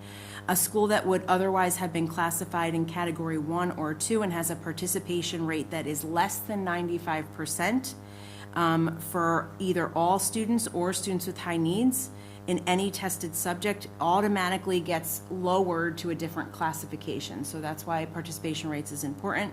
It's also important because in order to be deemed a school of distinction, you have to make sure that your participation rates are 95% or above, or they won't even consider you, regardless of how high your accountability index is. Okay. So I put this indicator as a focus a little bit because it is the one indicator that all 4 schools are accountable for, all the way down to Hurlbut. Chronic absenteeism talks about the percentage of missing days that is greater than 10% of the total number of days enrolled in the school year for any reason. And so the state as a whole has had a goal of reducing chronic absenteeism over many years. In Weston, us too, we have been focusing on chronic absenteeism and looking at reducing our numbers for all students as well as students with high needs. Because we know that being in school directly correlates to student achievement and also building a strong sense of belonging and well-being for kids. If you, just a quick note on how you receive all 50 points in each of those 2 indicators, the goal is to be less than 5%. So if you are less than 5%, you receive all 50 points. Okay, so here is where Weston is. Over the last 3 years compared to the state, you can see that we are well below the state scores and the state chronic absenteeism rates. But 3 years ago, orange represents the students with high needs and blue represents the all student population. So our district goal for both all students and high needs students is to obviously remain below 5%. Since 2023, our overall chronic absenteeism rate has dropped from 7.6% to 4.3%, which is a 3.3% overall improvement. And among our high needs students, the rate has declined from 8.3% to 6.7%, which is, again, an overall improvement from 1.6 1.6 percentage points. So again, we're happy that we have made significant improvements over the last 3 years overall, but we still have some areas, some work to do around our high needs population to ensure that we try to meet that target of lower than 5%. I'll give a quick shout out to Hurlbut and Weston High School because the past year they had notable contributions in reducing their district, their school chronic absenteeism rates. Hess went from 11.1 with high needs population to 1.8% in 1 year. Great job. And Weston High School reduced their high needs chronic absenteeism rate from 12.4 to 5.4. 5.5. So they've been really focusing a lot on building relationships with families and understanding what needs are for students and really focusing on getting them into school. So this really has been a consistent and a proactive communication with families over the last 3 years, talking about the importance of attendance. We also have been really working on our multi-tiered system of support, which includes social emotional learning and attendance and behavior, and those systems have significantly helped support some of this work as well. Okay, this is just a brief overview of the overall accountability scores for our districts, our schools. This is where we made a notable school of distinction, where Weston Intermediate School had an overall accountability index of 85.4, and they received school of distinction for high performance and growth in their math area for all students and for their high needs population as well. All right, so to get to your question about some of our comparison, we did add a couple additional slides in here around our accountability index comparisons compared to some of our neighboring districts. So you can see that Weston, I didn't put the orange arrow here, but it's the fourth column down. That's Weston compared to Darien, New Canaan, Richfield, Westport, and Wilton. You can see that we've had steady incremental growth over the last year, and we've always maintained our accountability index above 85%. And so you can see that while some districts, I know it was kind of hard to look at the chart in this way, the graph, so I did put a chart on the bottom and looked at the number of points that have either increased or decreased over the last 3 years across the districts. You'll see that some districts do show a larger percentage increase, but those districts began at a lower baseline, which allows for a more upward movement. And Weston, in contrast, has consistently, as I said, remained at the top performance tier, demonstrating both stability and sustained high achievement. So, one indicator in addition that we wanted to drill down a little bit more into was our indicator 2, which is around academic growth for both ELA and math. This is in grades 4 through 8, where we are assessing Smarter Balanced for students. And you can see that growth in particular is something that we've been focusing on not only at the district level but also at the school level. We've been writing our goals around achievement as well as growth, and we're really proud of some of the way in which that we've seen some of this significant improvement and the gap between our high needs population and our non-high needs population over the last 3 years. So there's the little orange yellow arrow there. So how do you look at this chart, right? The goal obviously is that the lines have a positive slope, right? You always want the lines to be going up. But in addition, more importantly here is where we see a gap between high needs performance or high needs growth and non-high needs growth. You want those two lines to start coming together closer so that the gaps get smaller. So the dot at the end of those lines, you want to see that last dot get closer and closer together.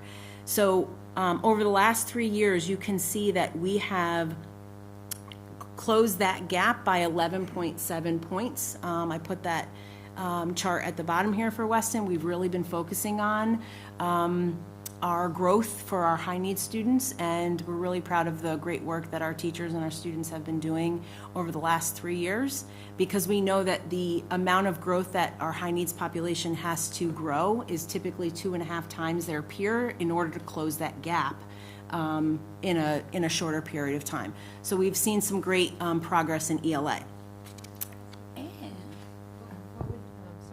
Just a quick question. What would you attribute that to?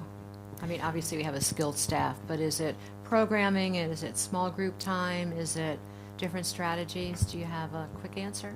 Yeah, I think it's a combination of things, and Tracy can add into you. From my perspective, there's a couple things that we've been working on over the last 3 years. One is curriculum alignment to standards, making sure that all of our grade levels curriculum is aligned to standards so that when it comes to accessing grade level content, all students have access to grade level content on a very consistent and a regular basis.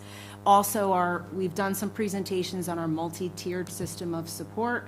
That has deemed to show a lot of growth in this area because we've been identifying the individual students that need support, and we've been deploying staff, whether it be an interventionist, whether it be a curriculum instruction leader to help support in the classrooms, to really focus on small group instruction so we can identify the programs and the support that the students need. Did you want to add anything? Yeah, I think one of the biggest game changers is we set it as a goal, and we called out this subgroup in our district and school improvement plans. And that gets people talking about the data, thinking about the data in different ways. We have access to a lot of data for individual students, which is extremely helpful.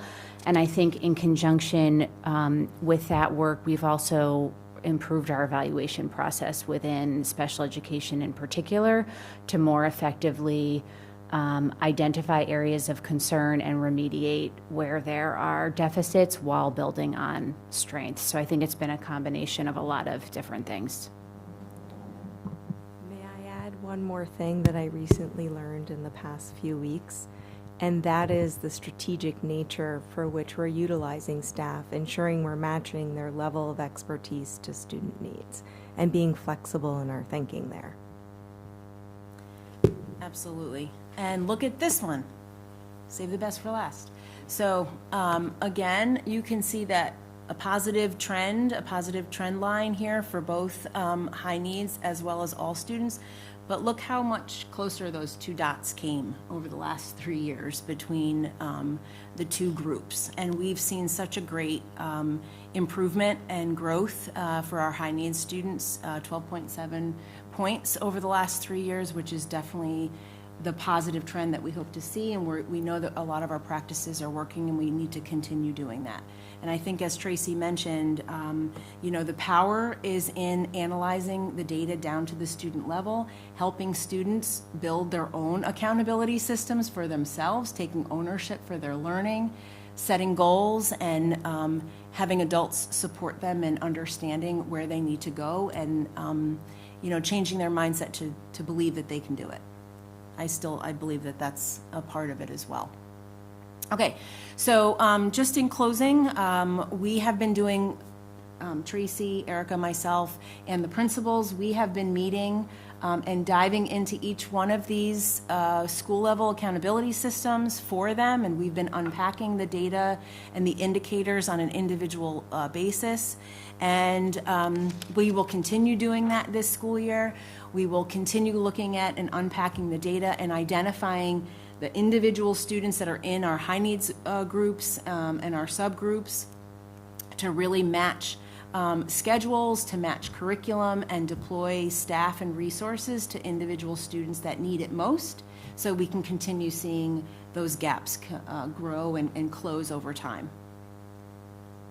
I did link in some additional resources that I talked to you all about when we were meeting with different schools, just in case you were interested. All of this data is on EdSite Public. You can actually manipulate the data and actually see things on your own if you're interested. And you can actually, the estimator tool there that we used with the state, where you actually can use it as a predictability tool. You can put different numbers in there and say, if I earned this number of points, how would it change my accountability overall? So we've got some great tools that we've been working on to actually see how our accountability system can change based on all these indicators. Thank you. I know it's a lot. Appreciate your time. Poof. Oh, and have a good holiday. I have a question. Yes, go ahead. First, I want to comment that we got off easy because U.S. history wasn't one of the indicators with this crew. You're on fire today, Oh my Peter. gosh. Brutal here. But is there a something you need that's beyond what you have in your grasp today to address anything specific? I mean, to be frank, we're going into budget season, right? Is there have you said, I could really use that? If I got that, I could do that. So I'll be honest, there's one thing that we've been talking about over, no, we really didn't. We talk about data a lot. We talk about the ability to analyze data easily, seamlessly, and in a way that triangulates, as we say in education, triangulates the data. We look at academic, we look at behavior, we look at attendance, we look at a whole bunch of different indicators. We do not have a massive data warehousing tool. A lot of what we do right now is on Excel sheets. We do have a visualization tool. We have PowerSchool. We have a visualization tool called Tableau that is layered on top. But we're going to be looking at a more robust tool to help us more efficiently analyze data in a very efficient and easy way versus using some of the other tools that people are trying to manipulate and put formulas in. So I would say that that's one area that I've been meeting with different groups at the schools, that the multi-tier system of support teams that are looking at all of this data and trying to be very efficient in a very short period of time. That's one aspect that they would like. We're going to be looking at whether or not there's a more efficient tool that we could maybe sunset some tools that we have, looking at software and looking at a more robust tool over time that could help us more easily and readily have the data at our fingertips and identify those students faster. I have a question. Thank you for this presentation. Thank you for the detail. The improvement in academic growth was really nice to see. I did notice, and I know it's not a priority per se, but I did notice in the drill down of each indicator that arts access went from a yellow star, and it's now an area for growth. And I'm wondering if you know what happened there. We asked that question too. It was a conversation when we went to the high school, and Erica and Tracy can definitely chime in. The arts access indicator specifically talks about the percentage of students in grades 9 through 12 that participate in at least one dance, music, theater, visual arts, or media arts course in the school year. And so while every year we go to the curriculum subcommittee, we have conversations about the program of study. We just did the program of study at the last curriculum meeting. We've been having more conversations about how do we not only increase the number of interest around some of our arts access or arts courses like ECE, early college experience courses, maybe that would entice students. That's one piece of it, is looking at creative ways of offering courses that kids are interested in taking. That's one. The other piece, though, is scheduling. One of the conversations that we had was that sometimes there's just not enough time for students to actually take all the graduation requirements and some of the passion classes that they're looking to put in their schedules. So it's a conversation that we've been having over the last couple years. We haven't reduced staff. We've tried to increase courses that we've offered, but it's not about the number of offerings, it's the number of participation, who is taking the class, the number of students that are actually taking the class. So it is an area that we've been looking at also. Yeah, good question. Thank you. Thank you, Tina. Thank you. Say one quick thing, two quick things. Yes, sir. One is being on the board for as long as I have, along with my friend Sharon over there, it's good to see progress in the right direction. We're always highly critical of why are we here, why can't we be here? So I just wanted to say it's good to be able to see things moving in a better direction because it takes a long time. It does. So Slow incremental growth. yeah, and then my other quick question is just about chronic absenteeism. Yes. Is there any correlation to that and February break? No, that's not really the question. Is there any correlation between that and mental health? Because I feel like we have spent so much time on mental health. I queued this right up for you, Tracy. It's a good question. Yes, I think is the answer to your question. I also think that our chronic absenteeism numbers for high need students are impacted by the fact that we identify students with mental health challenges, which are medical challenges, and can impact their ability to attend school. And that population is also where we support students with complex medical needs who unfortunately also tend to be absent more frequently. And I think while there's celebration in numbers in particular buildings being reduced, some of that is an indicator of students transitioning to a different building, their medical needs remaining consistent.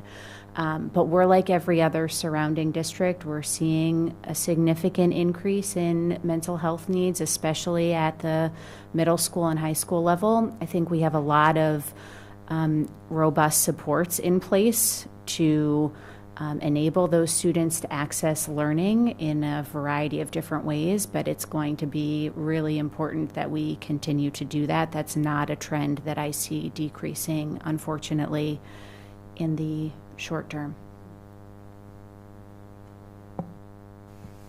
Any other questions? I want to say thank you for a great report, and most importantly, the results by and large are headed in very impressive directions. I was very heartened to see the gap between special needs students and the general population narrowing. And also, I thank you for the hard work in I always like to see trends, so thank you for showing 3 years. And I also like to see comparisons to our neighboring towns, which you did very effectively. So thanks for including all that. I know probably extra data, but I find it helpful, so thank you. Okay, next on the agenda are policies. The first group is a first review of policies that are not requiring any changes, and I don't know if Sharon or Erica or someone from the policy committee wants to speak to those. So these are all policies that some were passed back in the 90s. Others more recently. However, we just wanted to review them and not leave them as policies that had just been dangling out there for decades, but actually had somebody put eyes on them to make sure that they were still relevant. And so these were policies that we looked at that we felt that there was no need for any changes, but we would like to be able to say that we had revisited them and that they were still relevant. Okay. I just had one question on one of them. I think it was the filling vacancies one in the 9,000 series, which I think are bylaws. 9221. Yeah.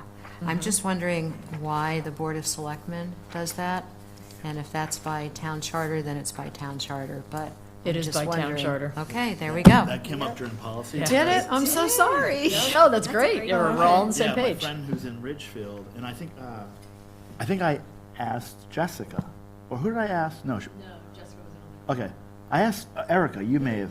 I brought this up because I have a friend who's in Ridgefield, and he said the Board of Ed appoints, and Same thing's true in Wilton. But but those are very few. Most towns have the selectmen actually appoint. Yeah. Thank you. Any other questions besides my dumb one? All right, next one. All right, the next tranche is discussion of policies for review with updates and changes. This is a first review. Am I right? This one? Yes. Yeah. There's a first read on Okay. all of these. Okay, all right. Just a light read. Yeah, yeah.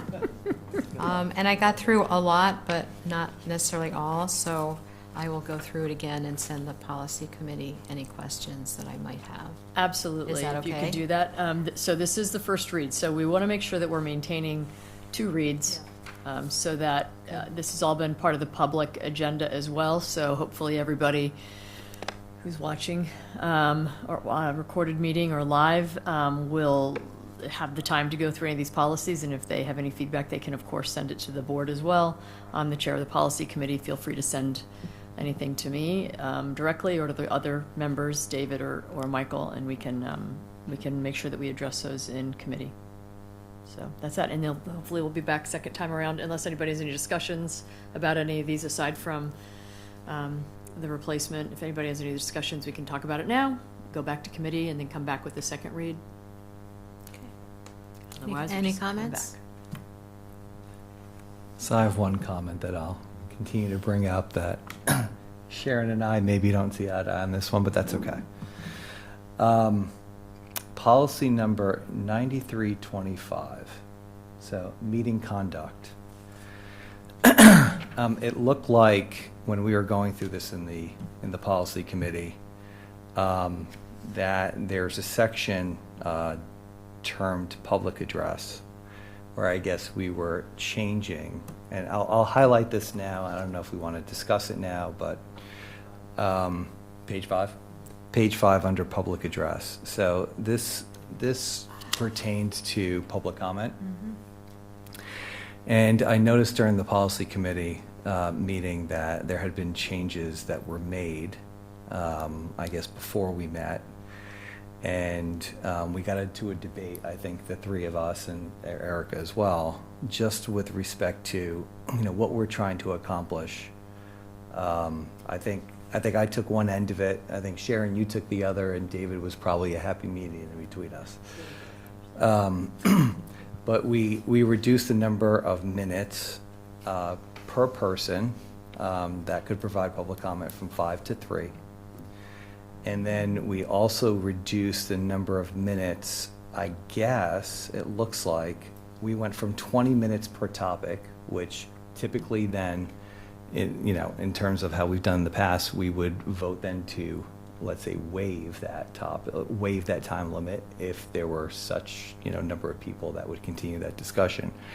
But we changed that from 20 minutes per topic, let's call it, and we replaced that with 30 minutes of total discussion. Now, I also think that there's another change that was made that I guess gives the chairperson the ability to go ahead to decide as to whether or not, if we exceed 30 minutes, to move part of that to the end of the meeting. Is that correct? That's optional, number 6. Optional, correct.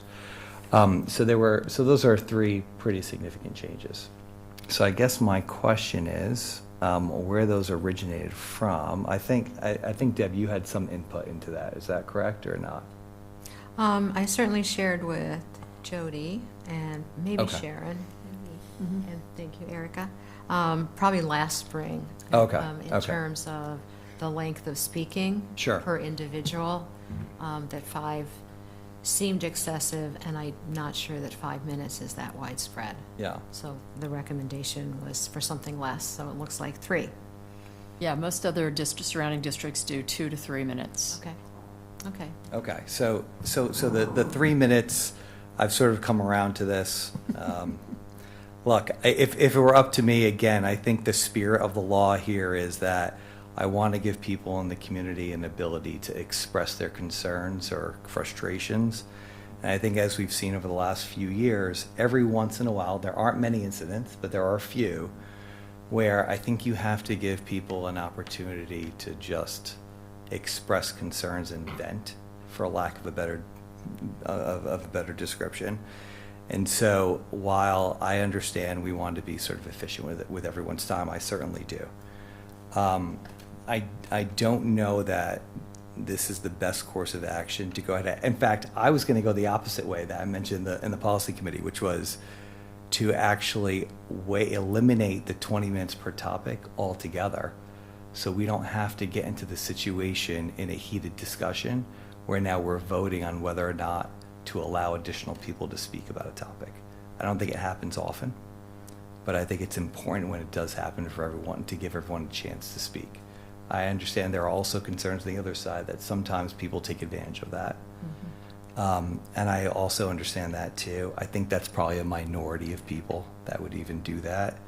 And that if you're weighing giving people more time to speak versus, let's say cracking down on people that would, let's say abuse the public comment, I would rather lean in the former than the latter. Again, I just think it's a small community. Everyone knows each other. I want to give everyone a chance to speak. I'm not saying we don't necessarily in this way, but I do think in those rare circumstances where people are passionate about a topic, that look, they take time out of their day to attend the meeting or to come here in person, that we should give them the opportunity to speak. So that's my sort of opening salvo to this. And I agree. I think we should give them time. And I think expanding, I think rather than looking at it as confining or taking the 20 minutes per topic away, we're expanding. We're allowing them now 30 minutes per topic if they so choose. But it's 30 minutes overall. And if it's dependent, I think that having number 6 on here, which is the optional area, where if it's a topic that you can see the board, like the room is full, right? And there are going to be tremendous number of people. And if we have a light agenda, then we can either do one of two things. Either we can, as a board, vote 2/3 to open up, to extend it beyond the 30 minutes, or if we have a heavy agenda, the chair can say, we want to hear what everybody has to say, but we do have board business we need to do first. Let's get through the business, and we've moved the remainder of the public comment to the end of the meeting. If they're really passionate, they'll stay around. It's not trying to silence anyone. It's trying to say that we still have business that we need to get done as a board as well. And 30 minutes is a substantial amount of time to have public comment, especially, again, we have two options. We're not trying to silence anybody, but we do need to have some sort of control for the odd chance in which we have seen where people have been abusive of our time, right?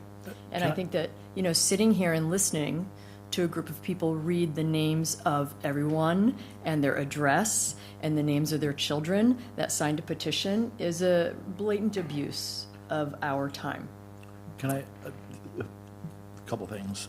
On communication committee, back version 1, we did spend a lot of time from literally the opening of that subcommittee, because that subcommittee had been dormant for quite some time. And then when the subcommittee got put back together, one of the biggest things that we worked on was improving transparency.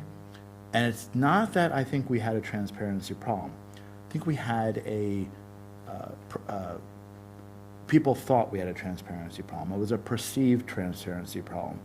And we spent a lot of time making sure people knew when subcommittees were. As far as the public comment goes, that's actually where this really long-winded opening public comment came from. It came from the communication committee. And it came from the place of... Thank you, Chad. Yeah.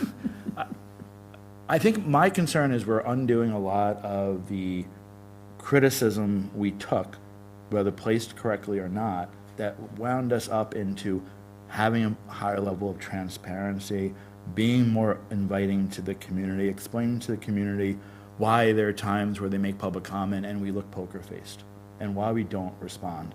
So I think that what I was suggesting during policy was, I think the 3 minutes per speaker is appropriate. I think 20 minutes per topic, total, that's 30 minutes. We expanded it to 30. Okay. Per topic, I think that's unfair, and I'll give you a quick example of why. I attended the Board of Finance meeting a couple of weeks ago, and from what I understand, there were a lot more people who wanted to speak than there was availability or time. And the chair said, we've hit the time. Now, the community who was remote had no way of knowing who was actually in queue to speak. And that raises questions of transparency, because if you don't know who didn't get to speak, you only have the opportunity to hear those that did speak. And so I think that a fair way, there's two mechanisms here. I think the 3 minutes per person is reasonable. I think that there should be 20 minutes per topic. We don't generally have more than 1 or 2 topics, and it's usually just one that's very highly emotional. But 20 minutes tends to be on a per topic, and what we can do is we can ask the community, if you're here to speak on topic A, please, talk in that 20 minutes. I think we're unwinding a lot of the work that we did to increase transparency by limiting people. And I think when we talk about what's important to the community, if they're going to show up here to our meetings, we owe them the right to speak. And it's just not a good look if we cut them off, we say we've hit our limit, and although the chair can waive that, there can be questions of, is this being applied equally and fairly all the time? So I think that the happy medium on this policy, and I think what the policy committee was going to do was bring this up tonight, because at the next meeting, the full board's gonna be asked to vote on it. And so kind of go home and think about this between now and next year, in January when we meet. And I think what I was offering, as Michael said, sort of a place in the middle, is 3 minutes per speaker, 20 minutes per topic. So the only thing I would say to that is that, in the throes of an emotional meeting where a lot of people want to make a comment, it seems callous or coarse for us once we hit the 20-minute limit to say, okay, should we continue to allow discussion? Notwithstanding, of course, I know you have examples of, let's say, times where people have taken advantage, certainly. That'll happen in anything. But for the most part, I think, again, putting it on us then to actually take that vote in the heat of that discussion, I think puts a lot of pressure on all of us, sort of in a moment where emotions are high. And whether it's we take a vote on it or it's the chair and it's a unilateral decision and moving some of this around. I think personally, and again, people can disagree with me and that's fine. I don't know that it supports the, let's say, transparency and the communication that we're striving for ultimately with the community. Again, reasonable people can disagree on this. I'm trying to take some of the emotion out of it from our standpoint, because again, when emotions are high and then we reach that limit, everyone's going to look at us like, okay, so you're not going to extend the 20 minutes. It feels to me like it would be a bad look, A, and B, I think that, like David said, look, I ran years ago on transparency and communication, and look, there are certainly topics that, let's say I'm more passionate about than others. But I do think we owe everyone an opportunity to speak. And, I would like a little bit more sort of latitude in sort of what we're trying to do here with respect to giving people that opportunity. So that's. I definitely think, we need to give people the opportunity to speak, but we also have to have the ability to control our meeting. And that's where these policies come in, so that we can, if need be, at 30 minutes or at 20 minutes per topic, put an end and say, we have to get on with our meeting and we want to hear what you have to say, but let us do this business and continue this conversation afterwards. And sometimes during the meetings, we may actually answer some of the questions that are going to be discussed during public comment. So whatever we decide as a board, I personally think that we can't just have an open-ended, we have to have some sort of control over the meeting. So those are my thoughts. As you can see, it was a very interesting policy committee meeting. Well, it seems like the meeting's continuing right here. I'm sorry, just Watch it live. well, I was just as I stew over this, Michael, what is it? I'm sorry if you said it before, but what is it what is the total amount of time? I understand the 3 to 5 minutes per person, but what is the total amount of time you're in favor of? Unlimited. I'm in favor of open time. Okay. Correct. And Nicole, just to double down on what I was suggesting, there's typically only 1 or 2 topics that really people show up for. And so my suggestion was 20 minutes per topic. And there are some fail-safe mechanisms, such as if we start receiving comments that are, what's the wording? It's boisterous, which I thought was kind of an interesting word. But, I think that Well, if it becomes disorderly, Yeah, I mean, I think that one thing being on the board with 3 different chairs, the chairs usually have very good control of the meetings. And people, in my opinion, who start speaking out boisterously, they're emotionally charged. And sometimes it's just bringing them back to, we're your neighbor, So anyway, so my suggestion was 20 minutes per topic. And generally speaking, we don't have, I can't think of a single scenario where we really have had more than 2 big topics at one meeting. No. We usually only have one big topic that comes up. Yeah, It's- right. So one big topic, and then other people may be present because the one big topic is not why they're here. They're here for something else. Sure. So two All right, topics. Peter, well, wait, Peter. Let's hear from people we haven't Thank you. heard. I actually get to back up a little bit because I'm struggling where 5 minutes is transparent, whatever that means, but 3 minutes is opaque. So I think we're pretty transparent. We deliberate, right? The public listens. That they could speak for 3 or 5 minutes. I don't see how that translates to the language of transparency or opaqueness. I think it's a misuse of whatever we're trying to convey with that. So I don't think we're opaque because we steal a minute from somebody. How does that make us murky? So I don't like using those terms at all if that's the argument that's being perpetrated here, right? I rather just say, can someone make a decent point in 3 minutes, or do they need 5 minutes? And I'll listen and I'll take notes. I don't see not taking notes or not listening as not being transparent or opaque either. So I don't think it's a matter of opaqueness and transparent. This group of professionals here is incredibly transparent.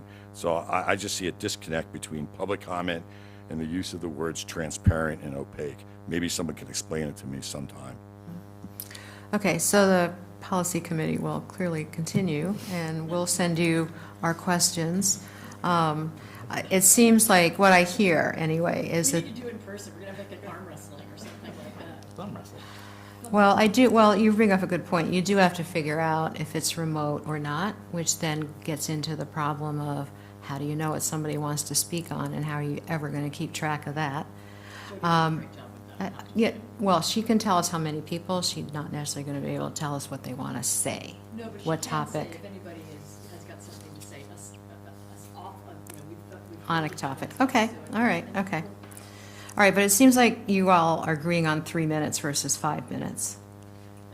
All right, that's good. Good. All right, so the concern is 30 minutes total is somehow not being open or transparent, et cetera. I have seen this board extend the time. So I think people are sensitive in those moments. What I don't see is it written down here, so maybe include it in the language. And it doesn't need to be 2/3. You can make it a majority. You can figure out a way to vote to extend. Another possibility is also making it at the end of the meeting. Just putting it there, public comment, end of the meeting, every meeting. And I'm saying this because we are trying to get through an agenda. We are keeping staff here. We need to be cognizant of their time. So it's a balancing act. And if it's really like a hot topic, it needs a public hearing, in which case that's all you do. Yeah. And that would be a special meeting. That's another way of dealing with it. I think that's a really So, good point. all right, so anyway, I think I'm looking at time. We've all had our say. So let's move on and stay tuned. Right, you're going to meet before the next regular board meeting. Okay, good.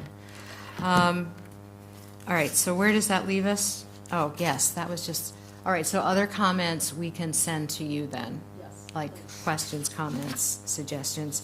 And I thank you, Michael, for bringing it up, because I think how the board handles public comment is really important. But I do think everyone's intent is to respect the public and hear the public. It's just how to organize that in a way that's realistic. Okay. District updates. Superintendent. Yes, I just have one quick update. Tomorrow night I will be joining Patty Powers at the Bushnell to celebrate her as Weston's Teacher of the Year amongst all other Teachers of the Year from the the state of Connecticut in every other district. Well, that'll be happy. It is Great. a real inspirational and just energetic night. It's just hard to capture the moment in words, but I'm looking forward to celebrating her, honoring her, and walking her across the stage in the presence of so many other amazing educators, including our very own. That's great. That's a great update. Thank you. Pupil personnel. Hi, everybody. Couple of updates for tonight. The day after our last Board of Education meeting, you might remember that we held the ELC lottery for the 26-27 school year. Just wanted to re-highlight what we've discussed previously, that we are planning for 5 classes, 2 3s, and 3 4s. And just so you're aware, as a board, this year we're asking for deposits to be returned by February 1st, which is months earlier than we've asked previously, so we'll have a better sense of who's attending for the next school year. In the area of school climate, just so you know, each building is working to finalize its school climate improvement plan. That's part of the requirement of the school climate policy that we adopted last year. We are also working collaboratively as a leadership team to recommend revisions to the discipline policy, which you might have seen on the agenda, which was just introduced to the policy committee last week. And just a heads up that will also lead to some revisions to the code of conduct when we get to a point of actually adopting that policy. In partnership with the Special Education PTO liaisons, we had our parent workshop for Hurlbut families on December 2nd. The presentation focused on the special education process and services available at Hurlbut. I very much appreciated the families who attended that presentation in person. A recording is available on the website along with a copy of the PowerPoint. Just a reminder for families that we do record the presentation, but not the question and answer period for a variety of reasons. So I do encourage families to join us for the meeting so they have an opportunity to ask questions and obtain clarifying information about what was presented. Finally, I want to thank the Special Education PTO parent liaisons for taking the time to recognize the Special Education Department district-wide on National Special Education Day, which coincidentally was the same day as the presentation. Their thoughtful messages and sweet treats were very much appreciated by the staff. Thank you. Questions, comments? All right, moving on to money. Not so happy news. Just want to report that we have a slight change to the deficit projected for the end of the year, approximately $50,000+. Primarily driven by with a change in our revenue offset. We had one family that moved in, became a resident, and we had another student who withdrew from the program, so that's going to reduce our offset by approximately $40,000. This is the year of unexpected things. Also unexpected was our 10-year renewal for the Xenon plant, so we needed to engage an engineer to do that work for us.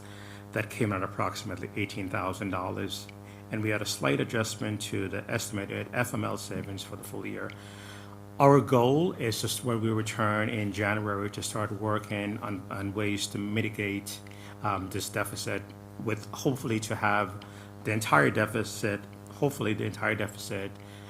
fully mitigated by the end of March. Last year we were in a similar situation. We were able to mitigate some of that deficit early on. This year is a little bit more challenging, but we're seeing ways that it could be possible.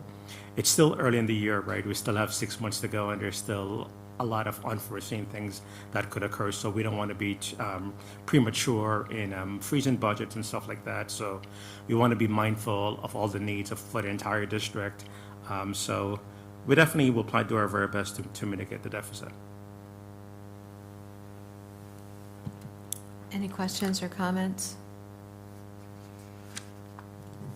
Okay, obviously, Phil, you have a challenge, and keep us apprised, and the sooner you can put gears in motion, the better. All right, Definitely and then we look forward to the next report. Yes. Thank you. We'll keep an eye on that. And if there's any kind of emergency or something that happens before a regular report, please don't hesitate to bring it forward. Absolutely will. Okay, thank you. Committee updates. Before we move on, Oh, I'm sorry. Jeez. We got to approve that. I'm so sorry. Is there a motion to approve that? Move that the Weston Board of Education approve the November 2025 financial report as presented. Second. Thanks, Lisa. All in favor? Okay, I think that's unanimous. The budget calendar. so you have in front of you the calendar for fiscal year '27. We have started the process, as you know, back in October, so we're deep in the process right now.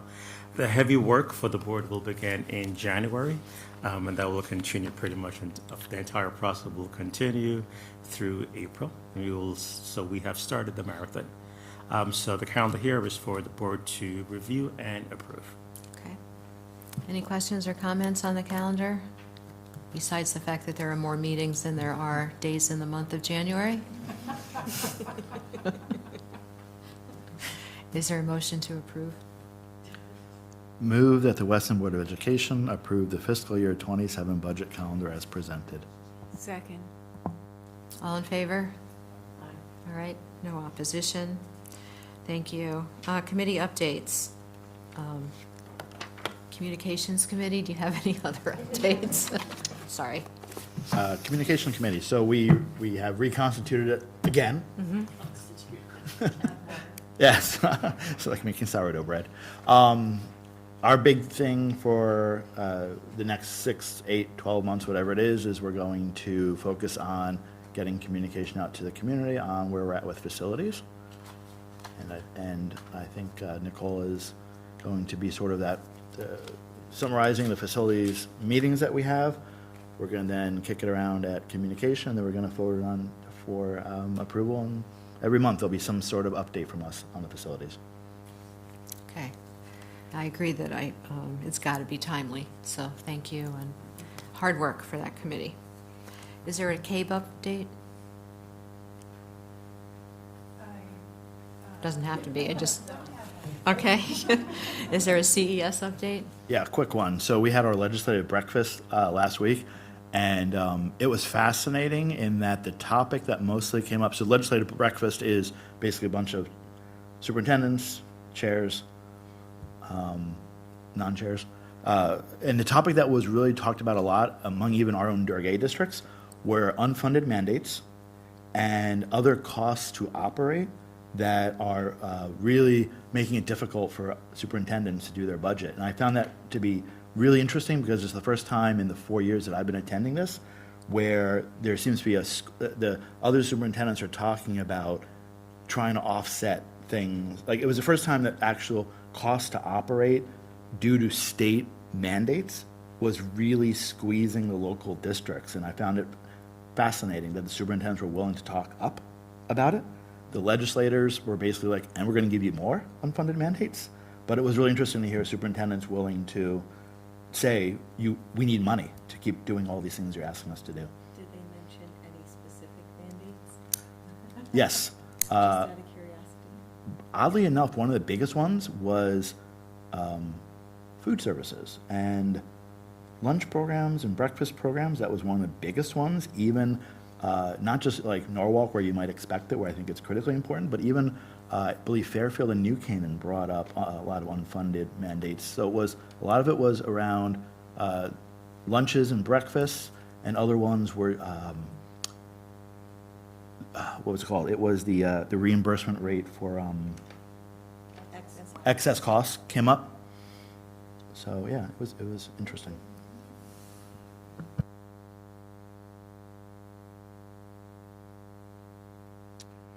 Yeah, I'll update it. I stood in for our chair, Lisa Luft, who is off on urgent business in the tropics. And I actually, Tina did a fine job. We're really looking at the program of studies, both from a course offering and also scheduling. And it's a complex mix. And then I think opening the door to a larger consideration of early college experience. EC is really going to benefit the district, and I think that will be quite interesting to see how we expand the course offerings across the board. So I look forward to that. The EOC is meeting Friday, just so you know. Finance and operations. Excuse me, finance operations. So the magic word of that committee meeting was HVAC, where we talked about the North House HVAC project. We talked about, speaking of unfunded mandates, we talked about the new unfunded mandate of testing and evaluating HVAC systems. So it was really riveting, frankly. And then we talked about, obviously, the budget. So.